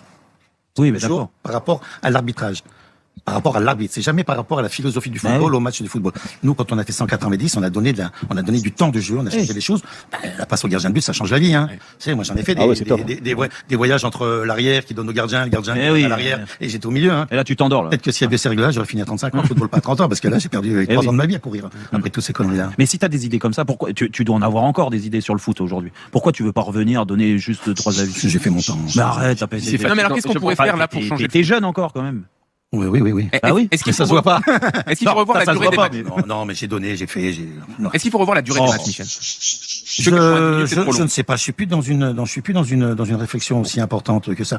Peut-être, il faudrait enlever un joueur. Je sais pas du tout. Enlever un joueur pour dynamiser. Une question. Ouais, jouer à 10 plutôt qu'à 11 parce que on l'a fait à 11 en 1900. Pas mal, ça. On l'a fait à 11 en 1900, le football. Mais à 11, les gens, ils couraient moins qu'aujourd'hui. C'était moins costaud qu'aujourd'hui. Ça allait moins vite qu'aujourd'hui. Donc peut-être que ça serait peut-être une bonne chose de limiter le nombre de joueurs sur le terrain. Et d'enlever les hors-jeux. Denis parlait aussi des fois d'enlever les hors-jeux. Non, certainement pas ça. L'hors-jeu, c'est la règle du jeu la plus intelligente. D'accord. Non, mais parce que s'il n'y a pas d'hors-jeu, tu vas mettre un grand 2 mètres devant les buts et tu vas balancer. Ça va être n'importe quoi. Non, c'est comme les passes en arrière au rugby, quoi. Si on arrête les passes en arrière au rugby, il y a plus de c'est ça. Non, la règle du hors-jeu a rendu le football intelligent. D'accord. Très bien. Donc on enlève un joueur. Non, faut décider lequel. Moi, je m'en fous, il faut aller voir les gens de la FIFA. Non, mais j'aime bien la proposition. On va la proposer. Non, ça peut être une idée. À un moment, il y a le Pelé qui voulait agrandir les buts. J'étais pas très pour tout ça, mais enlever un joueur, peut-être, pourquoi pas. Mais en gros, tout ce que Pelé n'était pas, God bless, rest in peace Pelé. Mais Pelé, pour parler de foot et d'idées de jeu, de trucs comme ça, c'est pas Pelé qu'il faut. Pelé, c'était vraiment le gars qui était à côté de la plaque quand il fallait parler de ce sport. Peut-être le plus grand joueur de ce sport, mais vraiment dans l'analyse foot, il était horrible. Comme je le dis toujours, dans leur génération, là, celui qui était intéressant à parler, c'était, comment s'appelait le joueur là? C'était le vrai cerveau de l'équipe, là. Oh, merde, comment j'ai oublié son nom? Je vais le remettre en montage. J'ai complètement oublié le nom du gars. Il a fait les cheveux un peu. Ah, j'ai oublié. Je vais remettre ça en montage. Quand tu nous réponds comme ça, en fait, on ne te reverra plus jamais dans le foot. Absolument. Ah, c'est fini. Oui. Oh. Mais il y aura peut-être des projets autour du foot quand même. Oui. Tu peux donner un avis, par exemple, sur la Fédé. Là, il va y avoir un nouveau. Il y a les élections en fin d'année. Président, certainement. Du moins, peut-être pas, parce qu'à l'arrivée, c'est parti pour que ça continue comme ça. Est-ce que pour l'instant, il y a que Philippe Diallo qui va se représenter. Qu'est-ce que tu en penses de cette fédération française de foot aujourd'hui, Philippe Diallo? Je préfère qu'on passe à autre chose. Ouais, d'accord. Ouais. Ok. Oui, enfin, en même temps, vous dites tout dans la réponse là. Tu peux être conseiller. Non, moi, rien. Vous pouvez pas être sur une liste. Non. S'il y a une liste dissidente à Philippe Diallo. Non. On peut pas mettre Michel Platini. Non, je serai ni avec Diallo et ni dans une liste dissidente. Non. D'accord. Vous en pensez quoi de Philippe Diallo? Je connais pas. D'accord. C'est pour le coup, c'est quelqu'un vraiment du système. Nous non plus. Voilà, non plus, ça tombe bien. On le connaît pas non plus. Il est du système depuis 40 ans. Il est dans les couloirs du football. Il a toujours été. Ce que Michel dit, c'est hyper intéressant. C'est pourquoi des joueurs qui sont peut-être plus des générations après Michel ne s'investissent pas un peu plus dans le football. Il y en a qui ont voulu. Manu Petit a essayé d'aller mener une liste à la Fédé, mais c'est compliqué. J'allais justement parler de Manu parce qu'à un moment donné, il avait, je pense, il avait les envies. moi, je trouve que ça aurait été une bonne chose. Bon, Michel, je sais que moi, je suis allé aux élections, j'ai gagné, mais bon, ça va, je l'ai fait une fois. Ça suffit, quoi. Ça va être fatigant à force. Vous avez peur de perdre, hein? J'ai peur de perdre. Non. Non, mais il y a 2 ans, quand tu m'avais fait le plaisir aussi de nous recevoir ici, tu m'avais dit et tu nous avais dit. Ouais, si on vient me chercher, écoute. Non, j'ai jamais dit ça. J'ai des projets autour du foot, mais je n'irai pas dans le foot. Non, pas d'accord. Bon, c'est un peu le sacré soirée de Michel Platini ce soir dans Rotten sans flamme. On a nos surprises, Michel. Sacrée soirée. On commence par la première. Merci, Monsieur Foucault. Ouais, merci. Il est bon, hein, t'as vu. Alors je précise, il est meilleur que Monsieur Foucault. Je vais traduire la personne, mais non. Sympa. Non, tu peux pas dire qu'il est meilleur. Comme si on disait que il était très bon. Peter Marx. Quand même, Foucault. Bon, je sais pas pourquoi je suis au milieu de cette conversation. Écoutez, premier hommage. Je traduis par-dessus parce que vous allez comprendre vite. Hola Michel, soy Jordi Cruyff y desde aquí queríamos mandarte por parte de la familia un saludo muy grande. Michel, je voulais vous saluer de la part de toute la famille Cruyff.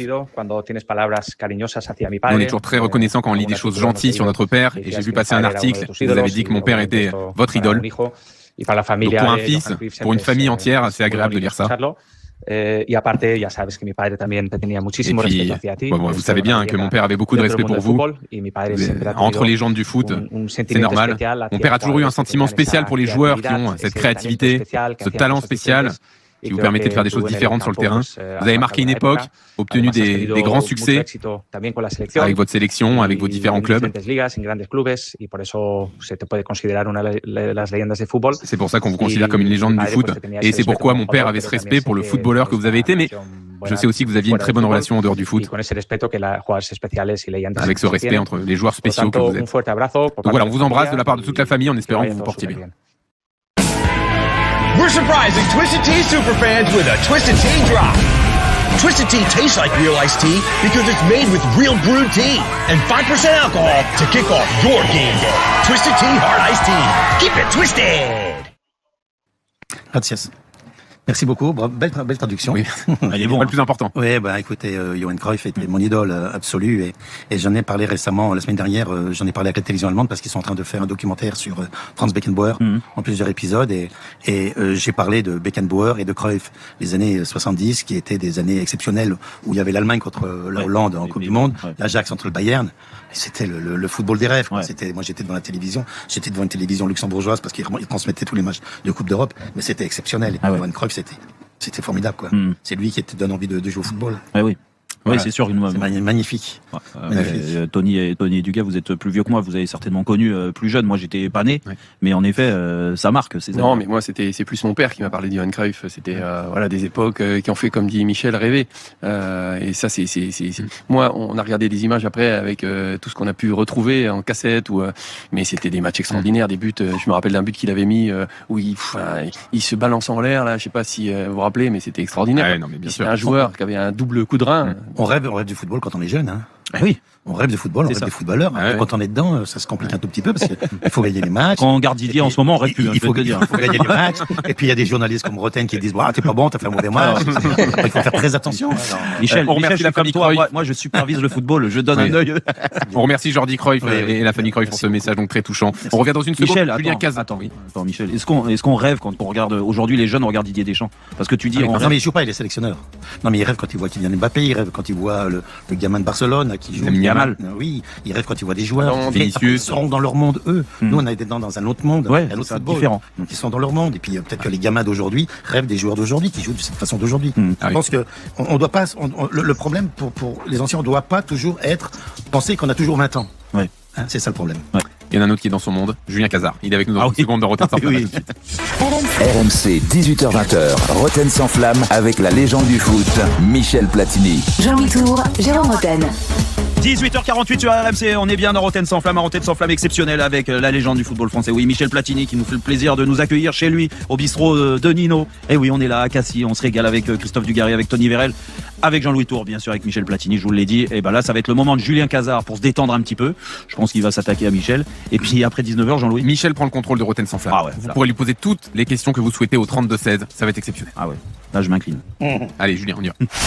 RMC Rotten sans flamme. Le Cazard enchaîné. Bonsoir à toutes et à tous. Nous sommes le jeudi 20 septembre 2024. Vous m'entendez ? Oui, très bien. Oui, très bien. Et c'est un Cazard enchaîné un peu particulier car évidemment nous déplaçons à Cassis, dans ce joyau de la province. Cassis qui a vu naître avec la province les figures emblématiques de la région, les Paul Cézanne, les Alphonse Daudet, Marcel Pagnol, Adrien Rabiot. Si, bientôt vous allez voir. Non, si, on n'est pas loin. Franchement, j'ai lu les derniers articles, on n'est pas loin de ça. Nous sommes ici surtout parce que nous sommes accueillis par la légende du foot français. Et oui, on peut le dire. Salut, c'est Jérôme Rotten.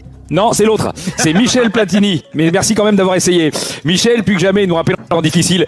Moi, chaque fois que je vois Michel, j'entends Michel, c'est les belles années qui reviennent. C'est la France qui était heureuse au firmament du sport. Les années 80, on était champion d'Europe, champion olympique de foot. Des années 80, on avait des champions du monde de Formule 1. On gagnait le Tour de France, on gagnait Roland Garros. La gauche accédait au pouvoir. Oui. Ça peut pas être parfait, Michel, t'as fait ce que t'as pu. En tout cas, Michel, tu le sais, on a rêvé de t'avoir sur RMC. On en a rêvé. Antoine Varnier t'a harcelé. Souvent, longtemps, peut-être trop. T'as failli porter plainte de notre producteur. Mais t'as pas craqué. Il a fait tout ce qu'il a pu, Antoine. On a une preuve audio parce que tout était enregistré. C'est maintenant. Oui, allô ? Allô, salut Michel, c'est Antoine. Ouais, bah je me doutais, ça fait 2 jours que tu m'avais pas appelé, donc j'étais un peu inquiet. Ouais, non Michel, t'as bien réfléchi à ma proposition ? Quelle proposition ? Bah, intégrer la Dream Team. La Dream Team ? C'est quoi ça, déjà, ce truc ? Bah, tu sais, de rejoindre avec Olmeta, Vérel, Dugas, Larquet, Savidan. Ah pardon, moi j'en étais resté à Jordan, Pippen et Magic Johnson, donc... Très bon Michel. Non mais non, au niveau basket, non, on n'y est pas du tout, on a Stephen Brun. Qui ça ? Non, mais laisse tomber. Donc ça te dirait de venir un peu sur RMC avec nous ? Ah franchement, c'est gentil Antoine, mais... Attends, j'ai quelqu'un à te passer. Allô, Michel, comment ça va ma couille ? Ah merde, l'autre s'est rentré. Ouais, ça va Pascal, et toi ? Franchement la forme, j'ai toujours aimé l'association, tu sais. Ah bon, t'as pas fini de faire construire ta maison à Porticcio ? Eh si, je voulais faire une indépendance pour la chasse, mais c'est pas le sujet. Franchement Michel, viens avec nous, on va se marrer. Tu verras Jérôme, il a l'air d'avoir le boulard d'être insupportable, mais au fond, il a le boulard, il est insupportable, mais rigole bien. Surtout que... Attends une seconde. Voilà, pardon, je me disais, ça ferait plaisir que tu nous rejoignes. Écoute, sincèrement Pascal, je t'aime bien. Je t'ai même pris avec moi l'Euro 92, c'est dire si je t'aimais bien. Mais je me sens pas trop de... Repasse-moi Antoine. Allô Michel, allez Michel, fais un effort. Non mais je t'assure Antoine, je t'aime bien mais... Attends, je te passe un collègue qui est comme toi, une légende de l'Est Nancy-Lorraine. Tony Vérel. Tu sais. Attends, Larqué, il est encore là, lui. Moi, je pensais que le Covid avait fait le ménage, moi. Et là, qu'il s'accroche. Bon, écoute, Antoine, je t'aime bien, mais je vais y réfléchir. Merci, Michel. Et surtout, dis-toi qu'on est écouté chaque jour par des centaines de milliers de personnes, hein. Pense, audience. Oui. Qu'est-ce qu'il est relou, lui. Le seul moyen qu'il arrête de me saouler, je crois que c'est Jacques sur l'émission. Tiens, Zidane, qu'est-ce qu'il veut ? Allô ? Allô, Michel ? Ouais, c'est Zizou, ça va bien ? Bah oui. Toi, qu'est-ce que tu deviens ? Ouais, toujours entraîneur. Ah bah oui, c'est ça. Oui, puis moi, je suis toujours président de l'UEFA. Oui, non, mais là, c'est parce que je suis en train de lâcher en stand-by. Il y a un nouveau projet là qui devrait se décanter bientôt. Oh merde, Didier est malade, je t'ai pas au courant. Non, mais bon, bref, c'est pas pour ça que je t'appelle. Je t'appelle parce que j'ai entendu dire que t'allais peut-être rejoindre l'équipe de Machin se brûle, là. Machin se brûle ? Ah, Rotten sans flamme, tu veux dire ? Ouais, peut-être qu'on s'en fout. Faut pas faire ça, Michel. J'ai discuté avec du gars, faut surtout pas y aller. Ouais, elle est pas bien, l'émission ? Franchement, Michel, t'as envie de débattre du 4-3-3 de Pierre Sage ou du dernier tweet de Florian Sotoka avec Steve Savida, une ex-vedette d'un Karaguchou ? Ah bah non, je connais aucun équipe de ta liste. Non mais t'inquiète pas, je comptais pas dire oui. Entre les consultants craboises et le comique d'entreprise de la fin, non merci. Quel comique ? Pascal Olmeta ? Non, le comique là qui dit des conneries. Pascal Olmeta ? Mais non, le regard là qui fait des chansons pour Ave. Pascal Olmeta ? Bon, c'est pas important.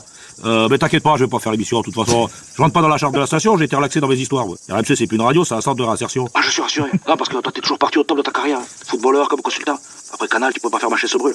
C'est comme si après la Juve t'avais signé à Rodez. Mais t'as pas mis ton fils toi à Rodez ? Oui, mais moi c'était pour le punir, il avait pas été sage.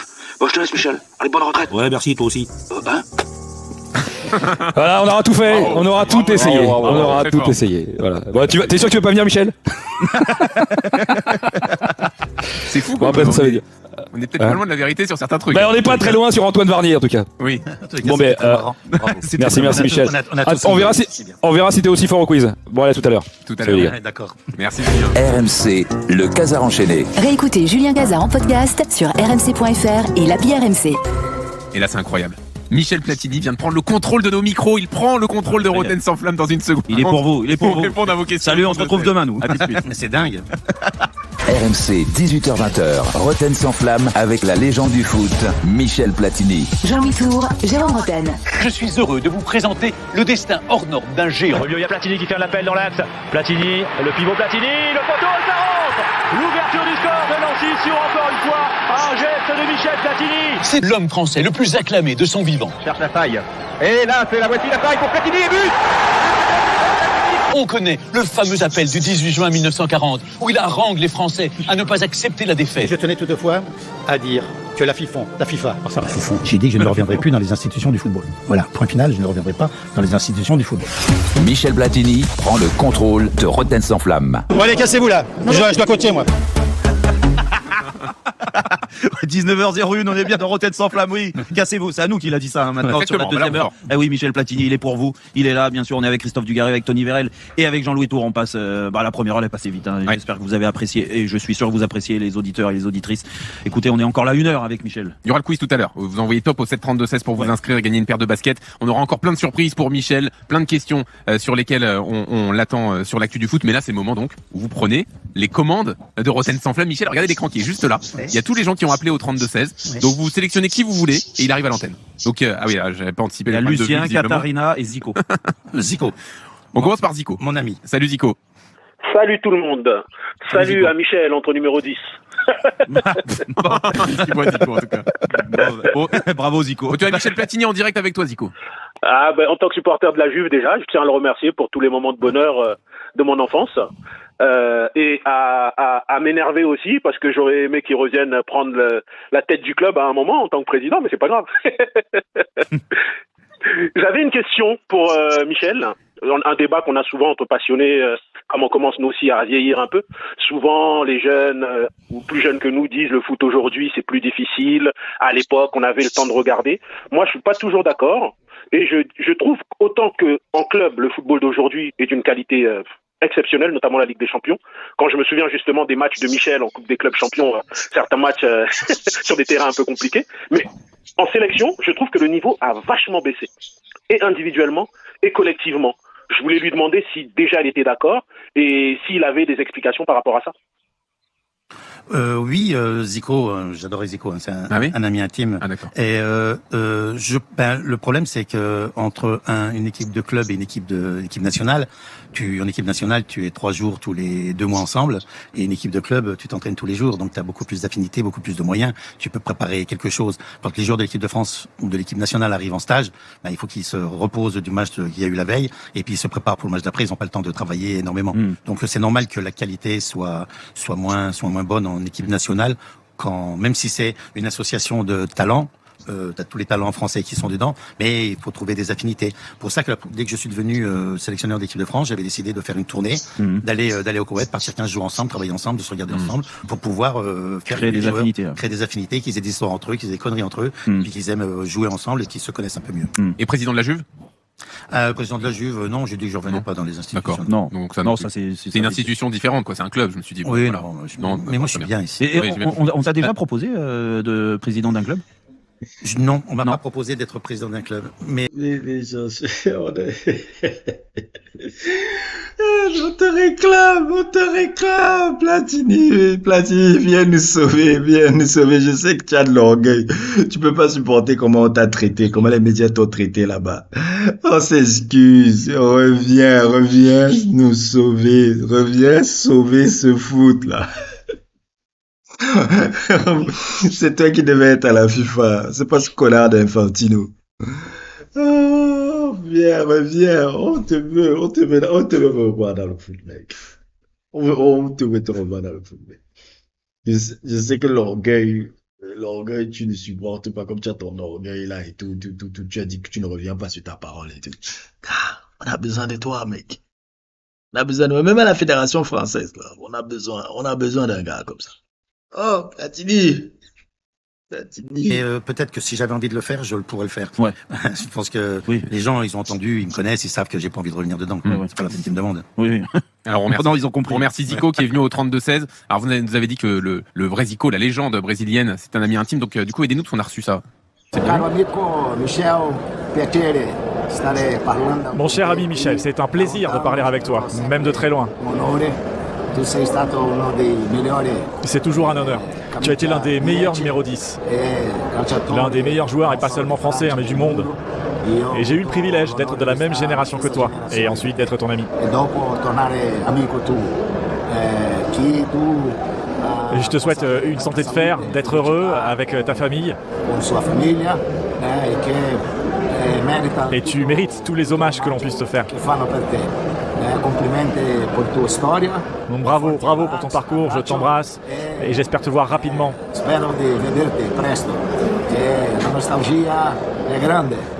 Car la nostalgie est grande de toutes ces fois où l'on se voyait lorsque tu étais à l'UEFA, lorsque tu as fait tant de bonnes choses pour le football. Je t'embrasse fort.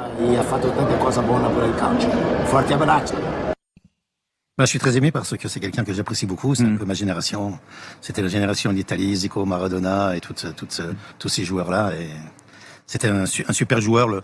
Quand il est venu en Italie, il n'a pas forcément choisi le grand club qui aurait mérité Maradona et Itana. Moi, j'étais à la Juventus. Lui, il était à Udinese. Ah oui. Il est parti à Udinese. Je pense que s'il avait été à Milan ou à l'Inter, ça aurait été encore plus valorisant pour lui, mais il était à Udinese. C'est bien sûr le France-Brésil 86, quart de finale. Oui, on loupe tous les deux un penalty. Oui. Michel, lui, dans le jeu... qu'on est copains. Non, mais il dit... Copains de penalty loupé. C'est important quand même. Ouais, bon, ça arrive. Sauf que lui, il le loupe en match. Oui, c'est ça. Il le loupe en match, et ça, c'était plus préjudiciable. Exactement. Bon, merci donc. Non, moi, parce que vu qu'il parle de l'UEFA, vous êtes croisés quand t'étais à l'UEFA et tout, qu'est-ce que tu gardes de tes années à l'UEFA? Qu'est-ce que je peux garder? Pas beaucoup de buts, parce qu'on marque pas de buts quand on est... Non, écoutez, j'ai essayé de toujours respecter mes idées, c'est-à-dire essayer de faire progresser le football tout en gardant une certaine philosophie. Et que j'ai toujours pensé que si on devait créer des compétitions, c'était parce que les compétitions, elles étaient intéressantes pour le football. J'ai jamais essayé de créer des compétitions pour faire de l'argent. À la différence des gens d'aujourd'hui, peut-être. Tu as réussi à changer un petit peu les mentalités? Parce qu'on a toujours l'impression que dans ces institutions, tu le disais tout à l'heure, c'est des bureaucrates, quoi. C'est pas des anciens joueurs. Ou c'est des administratifs. Mais après, ceux qui décident, c'est les membres du comité exécutif. Et les membres du comité exécutif, c'est les présidents des fédérations qui ont été élus par tout l'ensemble de l'Europe. Et donc, après, c'est vrai que dedans, il y a quand même beaucoup d'anciens joueurs dans les présidents de fédération. Beaucoup d'anciens joueurs que vous connaissez pas, mais le président de la Moldavie est un ancien joueur, le président, aujourd'hui en Ukraine, Tachechenko. Donc, t'as plein de Villar, l'Espagnol, était président, il était un ancien joueur de Bilbao, il était international. Donc, il y a beaucoup de gens, mais tu fais un peu plus de politique. Puis après, que ce soit à l'UEFA, tu dois gérer la Champions League et l'Euro. Voilà. Et puis après, tu essayes de développer le football européen et de donner les moyens au club. J'ai fait une chose qui était, je crois, importante, mais que les gens ne pensent pas que c'est quelque chose d'important. J'ai créé la Ligue des Nations. Pourquoi j'ai créé la Ligue des Nations? Parce que ça remplace les matchs amicaux. Ça prend pas de matchs en plus, ça remplace les matchs amicaux. Mais d'autre part, quand dans les matchs amicaux, la France joue contre l'Allemagne, l'Italie joue contre l'Allemagne, t'as des droits de télévision. C'est-à-dire que pour 7 pays, tu as des droits de télévision. Mais les 50 autres pays, les 45 autres pays, ils n'ont pas de droits de télévision. La Moldavie contre la Géorgie, il n'y a pas de droits de télévision, ils touchent zéro. Donc ils font pas de match. Le Liechtenstein contre Andorre, ils font pas de match. Tandis que là, on a centralisé, on a fait une compétition. Et qu'est-ce qu'on a fait de bien? On a fait jouer les meilleurs contre les meilleurs, les un peu moins bien contre les autres, les moins bien contre les autres. Et la dernière fois, tu as San Marino qui a gagné un match. C'est la première fois qu'ils ont gagné un match. Et les stades sont pleins parce que tu mets les équipes les unes contre les autres de même valeur. En revanche, si tu fais les qualifications pour la Coupe du Monde ou les qualifications pour l'Europe, c'est complètement déséquilibré. Tandis que là, c'est des matchs équilibrés et ça plaît de plus en plus aux associations. Mais à un moment, je ne dois pas penser à la France. Tu l'as pensé. 53 000, c'est 53 qui m'ont... Sur RMC, dans Rotten sans flamme. On a entendu Zico à l'instant qui avait un message pour vous. On a entendu Jordi Cruyff aussi tout à l'heure. Et d'ailleurs, je crois que vous Michel, tu voulais compléter sur Cruyff, oui, je voulais vous raconter, j'ai été invité à son jubilé. Donc j'ai joué avec Johan Cruyff. Un vrai bonheur. Je suis allé avec Patrick Battiston, on est parti de Saint-Etienne, je crois qu'il y avait Rocher dans l'avion, on est parti à Saint-Etienne. Et je suis arrivé dans le vestiaire, il fumait.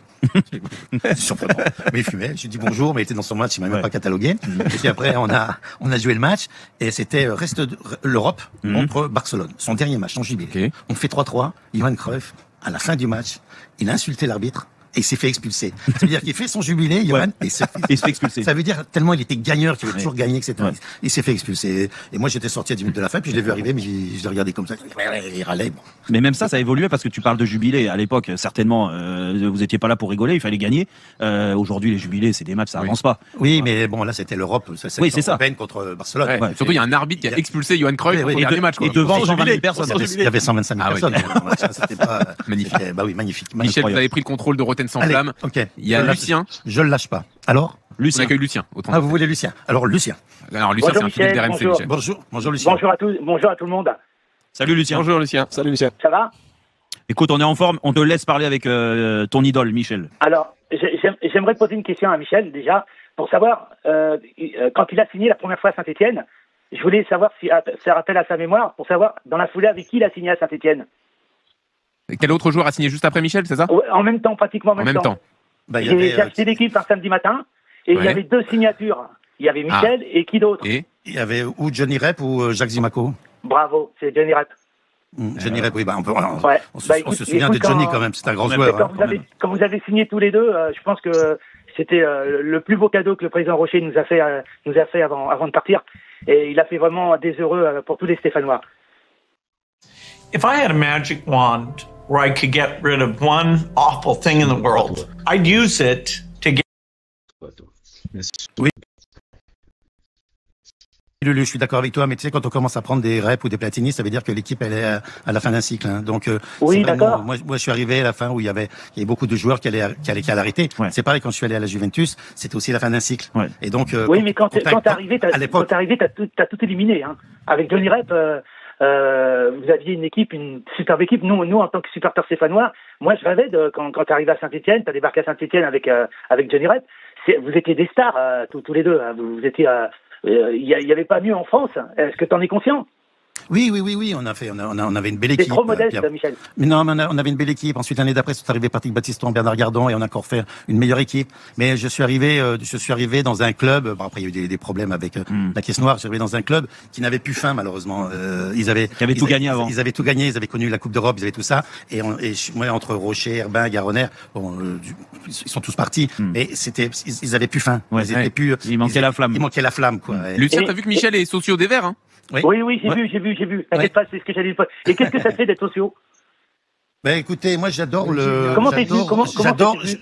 C'est facile parce que j'ai joué à Saint-Etienne. Ouais, déjà. Et puis j'ai joué à Nancy, donc je suis aussi socio de Nancy. Ah oui, c'est ce qu'Olivier m'a dit. Il m'a dit, faudra. Parce que je pense que les sociaux peuvent être déterminants dans l'avenir des clubs de football.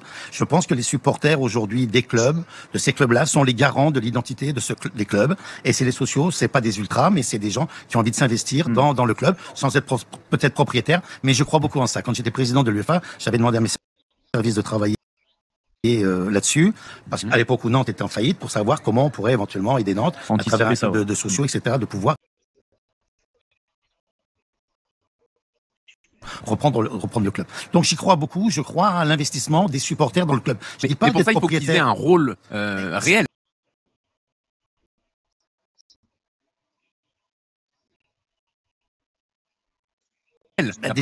Déjà, vaut mieux créer la socio, et puis après, ils discuteront avec le club, quel peut être leur engagement. Parce que déjà, il ne faut pas que ce soit un gadget, juste les supporters, voilà, vous avez ça, et ça sert à quelque chose. J'espère que mon implication comme membre à Saint-Etienne Nancy, parce que j'ai joué, peut permettre aux sociaux de demander de participer. À terme, d'avoir un rôle au conseil d'administration. Parce que je ne crois pas trop à tous ces Chinois, tous ces Américains, tous ces Thaïlandais qui viennent, qui achètent le club et qui font mourir les clubs. Pas forcément.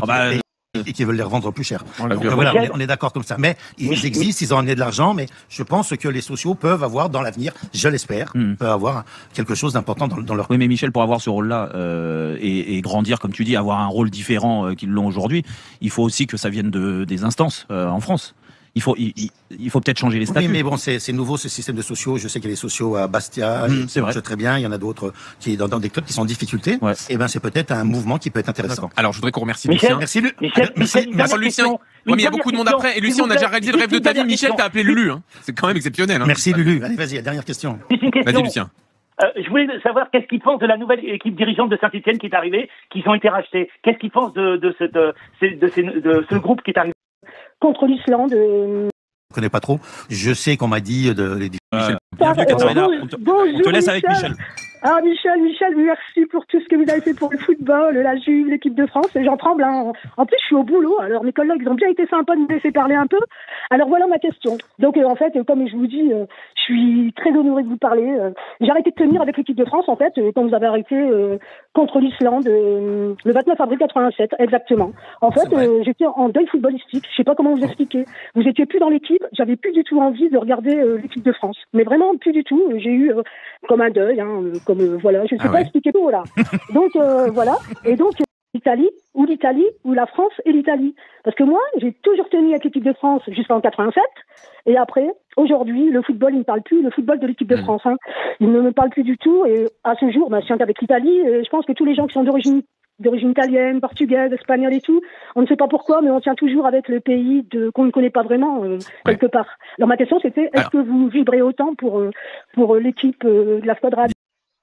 Et donc, c'est vrai que dans le café de mes papas, de ma maman, il y avait tous les Italiens qui venaient voir les matchs. Mais moi, j'ai toujours vibré pour l'équipe de France. Je suis français. J'ai été capitaine de l'équipe de France. J'ai été président du comité d'organisation de la Coupe du Monde en France. J'ai été sélectionneur de l'équipe de France. J'ai été vice-président de la Fédération française de football. Et donc, j'ai toujours vibré pour la France. Et c'est même pas une question d'avoir vibré pour l'Italie. Maintenant, si un jour, je vais vous raconter une petite anecdote. Il y avait un match à l'Euro entre les Russes et les Italiens. Et les gens sont venus me demander pour qui j'étais. Et j'ai dit, mais je m'appelle pas Platinov, je m'appelle Platini. Donc, c'est normal que je sois plus pour les Italiens que pour les Russes. Donc voilà, donc je suis français à 200%. J'aime l'Italie, j'adore l'Italie, j'ai joué en Italie, j'adore les Italiens, j'adore ça, mais je suis français. Et j'ai pas de double nationalité, j'ai jamais eu mes parents non plus, donc voilà. Alors puisque vous êtes français, je repose une question sur l'actu du moment. On remercie Katharina bien sûr qui est venue au 32-16. Est-ce qu'on a un problème dans la gouvernance du foot français, Michel Platini? Que ce soit à la Fédé, à la Ligue, où on a eu des grosses difficultés à vendre les droits. Vincent Labrune a été beaucoup critiqué. Il a été réélu, même s'il a vendu les droits télé de la Ligue 1 pour moitié moins cher que ce qui était prévu. Est-ce qu'on a un problème dans la gouvernance du foot français? Moi, j'ai beaucoup d'estime pour Vincent Labrune, parce que il a fait une chose qui était importante pour le football français, que tout le monde essayait de faire, personne n'a réussi, c'est de passer le championnat à 18 clubs, et ça devait être très très compliqué. Deuxièmement, vous pouvez dire, d'accord, il a moins que ce qu'il demandait, mais il a peut-être 2 fois plus que ce qu'on aurait pu ne pas lui donner. Ça, vous pouvez pas le savoir. C'est facile de dire les choses. Mais après, c'est les télévisions qui décident. Moi, si je veux, si dis-moi, je veux 1 milliard, mais que les télévisions donnent 500 millions, tu peux t'appeler Jérôme Bretagne, tu peux t'appeler Tony Vérel, tu l'auras jamais. Parce que les télévisions, elles donneront ce qu'elles ont envie de donner. Donc, moi, je pense qu'il fait du très bon boulot au niveau de la France. Il a passé surtout 18 clubs. Bon, c'était de bons trucs, de critiquer, etc. Mais je pense pas qu'il mérite toutes ces critiques. Bon, après, c'est un peu de sa faute, Michel, parce que c'est lui qui a annoncé, comme tu l'as dit, il cherchait 1 milliard. Moi, je l'ai soutenu aussi parce que j'estime que même s'il survendait un peu le produit, mais qu'on allait, et même lui, il le disait, hein, il l'a vendu au président comme ça, on va se rapprocher du milliard. C'est vrai que c'est une grosse claque pour les clubs aujourd'hui. Il a été critiqué aussi pour sa stratégie générale de se reposer beaucoup sur le PSG, sur Nasser Al-Khelaifi, et à l'arrivée, c'est peut-être aussi la limite d'une stratégie globale. Est-ce que c'est pas un problème ou pour toi c'est... Moi, je suis pas dedans, je sais pas les tenants, je connais pas les tenants, les aboutissants de ce qui s'est passé au niveau du politiquement correct au niveau de la Ligue. Et je trouve qu'il a fait correctement son boulot depuis 4 ans, et j'espère qu'il aura des bonnes idées pour le football de demain. Mais non, après, c'est comme ça, si la télévision ne veut pas donner l'argent. Non, mais c'est vrai. Tu vas pas les violer ou leur mettre le couteau sous la gorge. Non, mais c'est vrai, mais il y a quelque chose qui transpire quand même quand tu le vois proche de Nasser, proche de. On a quand même l'impression qu'on est un peu trop dépendant des Qataris quand même dans le football français. Mais tout le monde est proche du monde arabe. Hein. La FIFA c'est pareil, l'UEFA c'est pareil, et les clubs c'est pareil. C'est les chéquiers, ils ont les chéquiers. Ils ont les chéquiers du foot d'aujourd'hui. Ouais, mais est-ce que ça t'empêche pas si tu penses comme ça t'empêche pas aussi d'avoir des meilleures idées ailleurs pour essayer de récolter aussi d'autres choses ailleurs. Imagine demain juste que le Qatar s'en va. Parce que ça peut arriver, on sait pas. Il y aura peut-être l'Arabie Saoudite qui va arriver. D'ailleurs, vous êtes pour la Coupe du Monde en Arabie Saoudite? Comment? Vous êtes pour la Coupe du Monde en Arabie Saoudite qui va avoir lieu en Arabie Saoudite? Je sais pas, je vote pas, je me sens pas concerné. Non, mais vous avez un avis. C'est en 2034? Oui. La FIFA, ils veulent leur donner. Oui, vous savez qu'il y a des rotations. Bien sûr. Bon, la prochaine, elle est où? En Amérique du Nord. Celle d'après, elle est où? En Europe. Et au Maroc. Et sur 3 et en Amérique du Sud. Espagne, Portugal. Et en Amérique du Sud. Parce que c'est le centenaire. Ça veut dire que la FIFA a tout fait pour que tous les continents soient représentés pour donner la Coupe du Monde à l'Arabie Saoudite en 34. Non, mais je vous pose la question parce que vous étiez favorable à ce qu'elle soit au Qatar pour récompenser aussi le monde arabe, qu'ils aient du foot aussi là-bas, donc ça doit être le même raisonnement pour l'Arabie Saoudite. Moi, j'avais voté pour le Qatar parce que c'est la première fois que je voulais que le monde arabe ait la Coupe du Monde. Comme j'avais fait pour le Maroc quelques années avant. Mais le Maroc a perdu. Mais toi, tu voulais dans plusieurs pays du monde arabe. Non. Non, tu voulais juste. Ah si, je voulais. Oui, c'est ça. Oui, t'as raison. Oui. Je voulais que ce soit le golf. Oui. Et on avait dit oui, on va essayer de faire le golf, mais après ils se sont tapés dessus, donc c'est un peu plus compliqué. Bon, à l'arrivée, j'ai l'impression que vous n'êtes pas très favorable à l'Arabie Saoudite. Là. Si, moi je m'en moque. Pourquoi pas. Non, mais à l'arrivée, Saoudite, c'est un. Non, oui. Ok. Mais après, je vote pas, donc Qatar, j'ai voté, donc j'ai donné mes impressions. Là, je vote pas. Ils décideront, ils veulent le mettre. Moi, je les regarderai à la télévision. Que ça soit. Vous la commenterez sur RMC, c'est tout. Ça dépend d'Antoine. Bah, c'est signé là. Il y a le contrat là qui est signé. Là, tu peux pas fuir. On est venu exprès. Allez, dans une seconde, on revient avec encore une ou deux petites surprises, Michel. Et d'autres questions pour Michel Platini, qui est donc dans Rotten sans flamme jusqu'à 20h. C'est avec on avait chanté avec toute l'équipe de 82 des internationaux italiens. Alléluia, ça s'appelait. Et on a été disque d'or, donc j'ai 2 disques d'or. T'as pas voulu faire un solo comme Pascal Olmeta? Là, c'était un peu plus compliqué. Bon, parce que je sais pas chanter. Pascal, il savait pas, mais il l'a fait quand même. Oui, Pascal, c'est un gardien de but. Ah, pareil. On est toujours, bien sûr, avec Tony Vérel, avec Christophe Dugarry, avec Jean-Louis Tour. On continue, dernière demi-heure. Oui, il y aura le quiz tout à l'heure. Hein. Oui. On verra si Michel est aussi bon. Vous allez voir. Quiz que sur le terrain, ça va être impressionnant. Si c'est des années 40 ou 50, je serais bon, mais des années 90 ou 2000. Vous pouvez vous inscrire en envoyant top sur le match d'hier du PSG que t'as pas regardé. J'ai pas vu. Non, le plus difficile, c'est de comprendre les questions de Julien Cazard. Ah, d'accord. Oui. On a encore des messages pour vous, Michel. Écoutez. Salut Michel et bonjour à tous. Dis-moi, je reviens sur le Bordeaux-Juve. Tu as avoué publiquement quand même que quand Baptiste met ce deuxième but, t'as quand même eu un petit peu peur, quand même, n'est-ce pas, hein? D'ailleurs, le ramasseur de balles qui s'appelait Dugas, qui était là, vaudrait aussi le savoir. Allez, à une prochaine. Mais oui, mon Gigi, bien sûr que j'ai eu peur. Mais surtout, j'avais dit aux joueurs de la Juve, attention que Baptiston, il a une très bonne frappe et à 30 mètres, il peut marquer des buts. Donc, empêchez-le de tirer. Puis il était Bognac, il a laissé tirer, il a marqué le but. Et puis après ça, c'est compliqué. Ça a été la galère. Ça n'a pas été la galère, mais après, bon, tu sais, les Italiens, tu gagnes pas aussi facilement. Non. À l'époque. Donc, non. Après, ça a été compliqué, mais après, Bordeaux avait une belle équipe. Ouais. Bordeaux-Juve 84? Non, 85? Je sais pas, Dugas, tu dois savoir. 85. Dugas était ramasseur de balles. Ouais, j'étais ramasseur de balles, mais je me souviens pas la date. Non, j'étais petit, je viens en 72, moi je vais avoir 12-13 ans. Ouais, mais je m'en souviens très bien. Je me souviens surtout de la faute de Michel Platini à l'aller où il marque un but, où il pousse, je sais plus qui c'est qui pousse dans le dos pour avoir le il fait une tête là, Dugas, je sais pas s'il y avait vraiment faute. Non, c'est pas moi qui ai marqué, c'est Briaski qui a marqué. Moi j'ai marqué sur une reprise de volée très limpide. Ah oui. Le troisième but, Dugas. Non, c'était Briaski qui avait marqué. Et qui avait fait une faute, c'est bien ça, il avait poussé un peu le défenseur, non? Non, c'était épaule contre épaule. Ouais, bien sûr. Ok. Michel, pour parler du foot actuel, on parle de capitaine de l'équipe de France. Kylian Mbappé, j'aimerais avoir ton ressenti sur lui, sur son état d'esprit, sur ce qu'il dit, et puis surtout sur la qualité du joueur. Parce que la qualité du joueur, il n'y a rien à dire. Hein. Sincèrement, c'est un très très grand joueur. Hein. Oui. Après, sur le capitanat, je sais pas, moi je suis pas dedans, c'est au sélectionneur à décider qui est le capitaine, c'est pas moi. Hein. Non, mais est-ce que tu trouves pas qu'il se mêle un petit peu trop de choses hors foot et que ça l'a un peu perturbé dans sa façon de jouer? Ça je sais pas, je suis pas dedans. La seule chose qui m'a choqué, c'est que les joueurs de l'équipe de France, avec le maillot de l'équipe de France, ont pris des positions politiques la dernière fois. Ça m'a choqué. Parce que l'équipe de France, c'est l'équipe de France de tous les Français. C'est pas l'équipe de France que d'une partie des autres. C'est l'équipe de tous les Français. Ils peuvent prendre position. Mais ils le font chez eux, individuellement, mais pas avec le maillot de l'équipe de France en conférence de presse de l'équipe de France. Et ça, j'en veux beaucoup à la fédération d'avoir laissé ça. Ouais. Mais les joueurs, vous dites que les joueurs peuvent s'exprimer. Ah oui, ils peuvent s'exprimer. Sur leurs réseaux sociaux, ils ont le droit de s'exprimer, mais ils peuvent pas prendre des décisions de gens avec le maillot de l'équipe de France. Mais si à ce moment-là, ils sont en rassemblement avec l'équipe de France, le seul moment où ils disent, attendez, vous me poserez la question parce que chez moi, mais pas là. Non. De toute manière, je pense en plus que tu as 200% raison, Michel, parce que il y a certains joueurs qui ont pris position, qui ont fait une mauvaise Coupe d'Europe, un mauvais championnat d'Europe, je suis sûr, à cause de ça.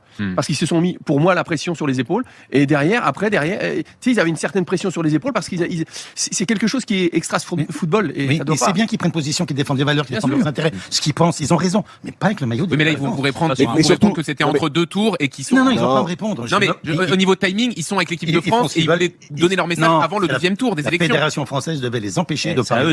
C'est à eux à être vigilants. Mais ça montre que la Fédé pas assez forte. Ah là-dedans, ils ont été nuls. Ils ont été nuls. Moi, c'est ce que je pense. Mais après, mais sincèrement, qu'ils le disent, qu'ils défendent leur truc en dehors, mais pas avec le maillot de l'équipe de France. Exactement. Du gars, tu disais.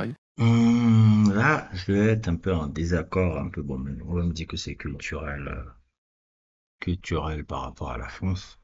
Je pense que je suis en désaccord un peu avec ça. Le football est politique. Et parfois, l'équipe de France peut être une plateforme pour faire entendre son opinion. Il y a des grands champions comme Socrates dans son temps, qui a utilisé justement, vous allez me dire, bon, la France est différente du Brésil par rapport à son contexte politique.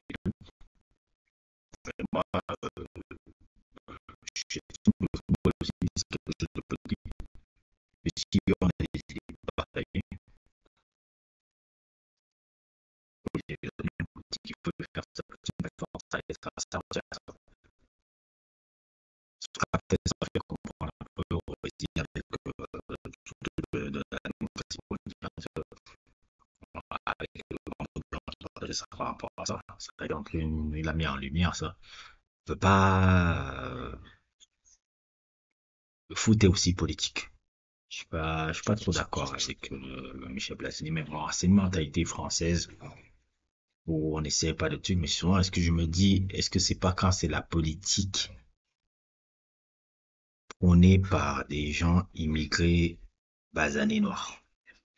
Est-ce que c'était Marcus Thuram? On essaie de vivre Marcus Thuram ou quelque chose comme ça. Moi, je suis pas d'accord. Pas d'accord. Le foot est aussi politique. Il faut pas mêler le foot et la politique. Le foot est politique. Le foot est politique. Et ça peut être aussi, oui, on est des footballeurs, on joue aussi, mais on peut pas faire passer aussi nos messages importants.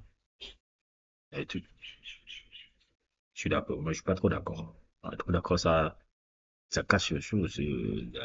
L'équipe autrichienne n'hésitait pas à montrer le truc contre le nazisme.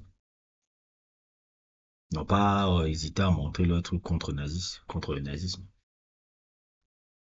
On peut pas dire que le foot est seulement là, on joue au foot, les footballeurs n'ont pas le truc, vous pouvez le faire dans votre truc.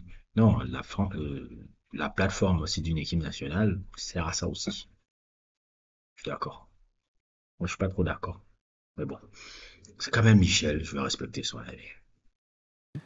Non, mais je disais, c'est sûr qu'un rassemblement de l'équipe de France, c'est toute la nation qui est derrière son équipe nationale. Donc tu es là pour rassembler tous tes supporters, tous tes joueurs, on est tous derrière un fanion, derrière un objectif. À partir du moment où tu prends une décision comme ça politique, tu divises la nation, tu divises ton équipe. Ça, c'est pas trop le cas parce que je pense que c'était assez unanime vis-à-vis des joueurs, mais tu divises un peu la nation. Et c'est pas le rôle des joueurs de l'équipe de France. Leur rôle, c'est de rassembler les Français. Donc c'est sûr que ça pose problème à ce moment-là, oui, ça c'est sûr. Bon, très bien. Autre message? Oui, il en reste encore des gens qui voulaient dire un mot à Michel Platini. Michel Platini, l'homme, le joueur, le foot qui faisait rêver les Brésiliens, dont moi. Aïe. Et pourtant, Aïe. On avait au Brésil, dans les années 80, une super génération en or, avec Zico, Socrates, Junior, Leandro, Falcão. Et la Coupe du Monde 82, je découvre venir France qui faisait rêver aussi. On avait l'impression qu'il était une équipe sous l'Amérique.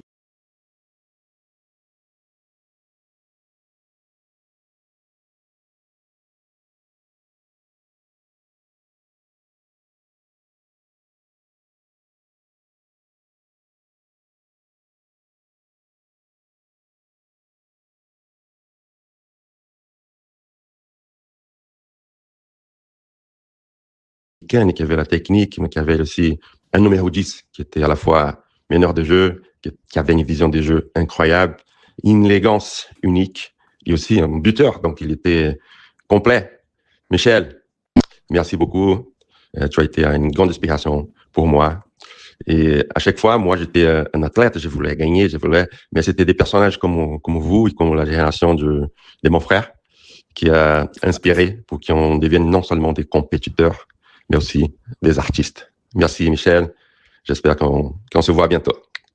Et le frère de Socrates. Oui, merci beaucoup Rai, c'est très gentil ce qu'il a dit. C'est vrai que l'équipe de 82 du Brésil était une équipe exceptionnelle. Certainement la deuxième meilleure équipe de tous les temps du Brésil après celle de 70, où ils étaient les favoris logiques de la Coupe du Monde, mais les Italiens sont passés par là. Et en 82, voilà, c'était. Je pense qu'on était les meilleurs en 86. On n'a pas gagné. Ils étaient les meilleurs en 82. Ils n'ont pas gagné. Ouais, mais en 86, vous les avez éliminés. Oui, mais c'était pas la même. C'est pas la même génération. Elle était peut-être vieillissante, celle-là. Elle était différente. Ouais. L'équipe, là, celle de 82. Exceptionnelle. J'ai une petite question. Est-ce que si vous étiez passé en finale en 82, tu penses que vous auriez battu l'Italie? Non. Non? Non. Ah oui.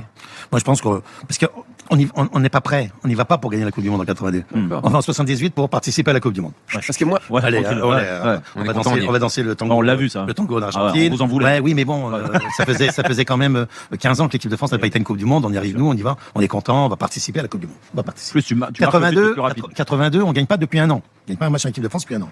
Donc on y va, on perd l'Angleterre au premier match. Donc c'est un peu compliqué. On se retrouve en demi-finale contre l'Allemagne.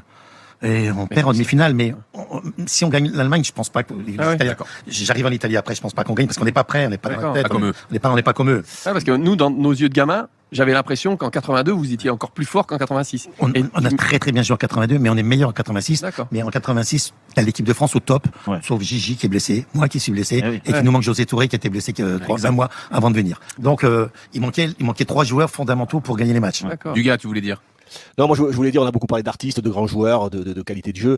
Quel est l'artiste aujourd'hui pour Michel Platini dans le football d'aujourd'hui? Quel est le joueur qui te plaît le plus? Dans le football d'aujourd'hui, Messi.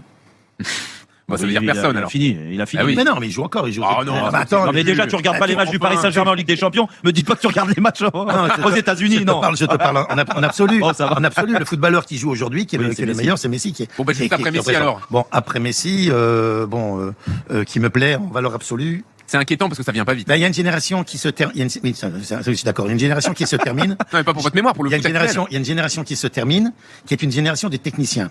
T'as eu Hazard qui est parti, t'as Modric qui termine, t'as De Bruyne qui termine. C'est la génération un peu des Neymar, c'est la génération des Messi, c'est la génération. Kroos a fini là. Oui, c'est la génération des footballeurs qui sont des bons footballeurs. Et donc aujourd'hui, qu'est-ce qu'on a? On a surtout des athlètes. On a moins de footballeurs. T'as l'avancement de Manchester City. Haaland. T'as Kylian Mbappé qui va à 2000 à l'heure. T'as les jeunes là de Barcelone qui vont à 2000 à l'heure. Ça veut dire que c'est plus basé sur les qualités physiques que sur les qualités techniques. Donc dire quel est le joueur aujourd'hui qui me fait rêver. Il y en a un qui va te plaire, Moussiala peut-être, Michel, non? Tu vois qui c'est Moussiala? Oui, peut-être. Il arrive en Bayern. C'est des jeunes qui arrivent que je connais pas trop et qu'il faut que je les vois dans les grands matchs. Moi, je vois plus les grands matchs. Je suis pas devant. C'est pour ça que ce soir, tu voulais regarder Brest au Oui, mais Brest parce que Non, mais je sais. J'aime beaucoup Yvan Leroux, j'aime beaucoup Eric Roy. Et puis c'est une belle fête pour les Brestois. C'est la première fois qu'ils vont participer à une Coupe d'Europe et ça est quelque chose. Mais ça va avec. Et je veux le regarder parce que c'est le premier match de Coupe d'Europe. Ça va avec ta vision du foot parce qu'il y a 2 ans, c'est ce que tu m'avais dit. Tu as dit, il faut laisser aussi l'opportunité aux petits d'exister sur les grandes compétitions. Donc ça doit te plaire en effet que Brest participe à la compétition, que Gérone participe. Premièrement, ils l'ont mérité. Oui, ils l'ont mérité. Ensuite, ils ont fait une super année l'année dernière. Et puis comme ça tombe bien que je connais bien l'entraîneur, en plus je connais bien Yvan. Et puis c'est bien, c'est formidable. C'est dommage qu'ils jouent pas à Brest. Ah oui, ils jouent pas à Brest. Incroyable. On sera sur place à partir de 20h. Si t'avais été président de l'UEFA, il m'aurait demandé une dérogation. Ouais, c'est ça. C'est même sûr. On sera sur place à 20h bien sûr pour l'avant-match de Brest Sturm Graz et de Monaco Barcelone. Évidemment, c'est l'événement de la soirée. La Ligue des Champions donc ce soir. On revient dans une seconde, Michel. Avec plaisir. Oui, Julien Cazard qui sera de retour avec nous. Il va nous dire son projet pour le foot. Prochainement, Michel. Allez, à tout de suite. RMC 18h20h, Roten sans flamme avec la légende du foot, Michel Platini. Jean-Louis Tour, Jérôme Roten. Toute simple. Quel est le club de Ligue 1 ou de Ligue 2 le plus près de Turin? Monaco. Grenoble. Bonne réponse de Dugas. Non, c'est Jérôme. Bravo, c'est Grenoble. Malheureusement, c'est Jérôme. Grenoble. Bon, c'était un peu mon truc sur cette vidéo-là. Oui, c'est une superbe interview. Il n'y a rien à dire. C'est pour ça que vous m'avez même pas vu trop parler, trop couper. J'ai un peu parlé au début, mais à un moment donné, quand une interview est intéressante comme ça, il n'y a pas besoin de faire des réactions. Tu écoutes. Quand tu as un mec comme Michel Platini, tu vas parler de ballon. Tu es plus en mode écouter parce que tu vas apprendre encore sur ce sport-là. C'est vraiment dommage qu'un personnage comme ça n'est plus dans les instances. Il y a un peu l'orgueil de ne pas revenir par rapport un peu à ce qu'il a vécu. Et c'était ce qu'il a vécu, c'était horrible. J'essaierai peut-être de faire un sujet un peu sur le truc un peu de Michel Platini dans les instances aussi. Qu'est-ce qui s'est réellement passé? Les douilles d'Infantino et tous ces conneries-là. Mais c'est une grande perte pour le football, que ce gars-là ne soit pas président de la FIFA. Bon. Vous avez voulu votre football moderne, prenez-le.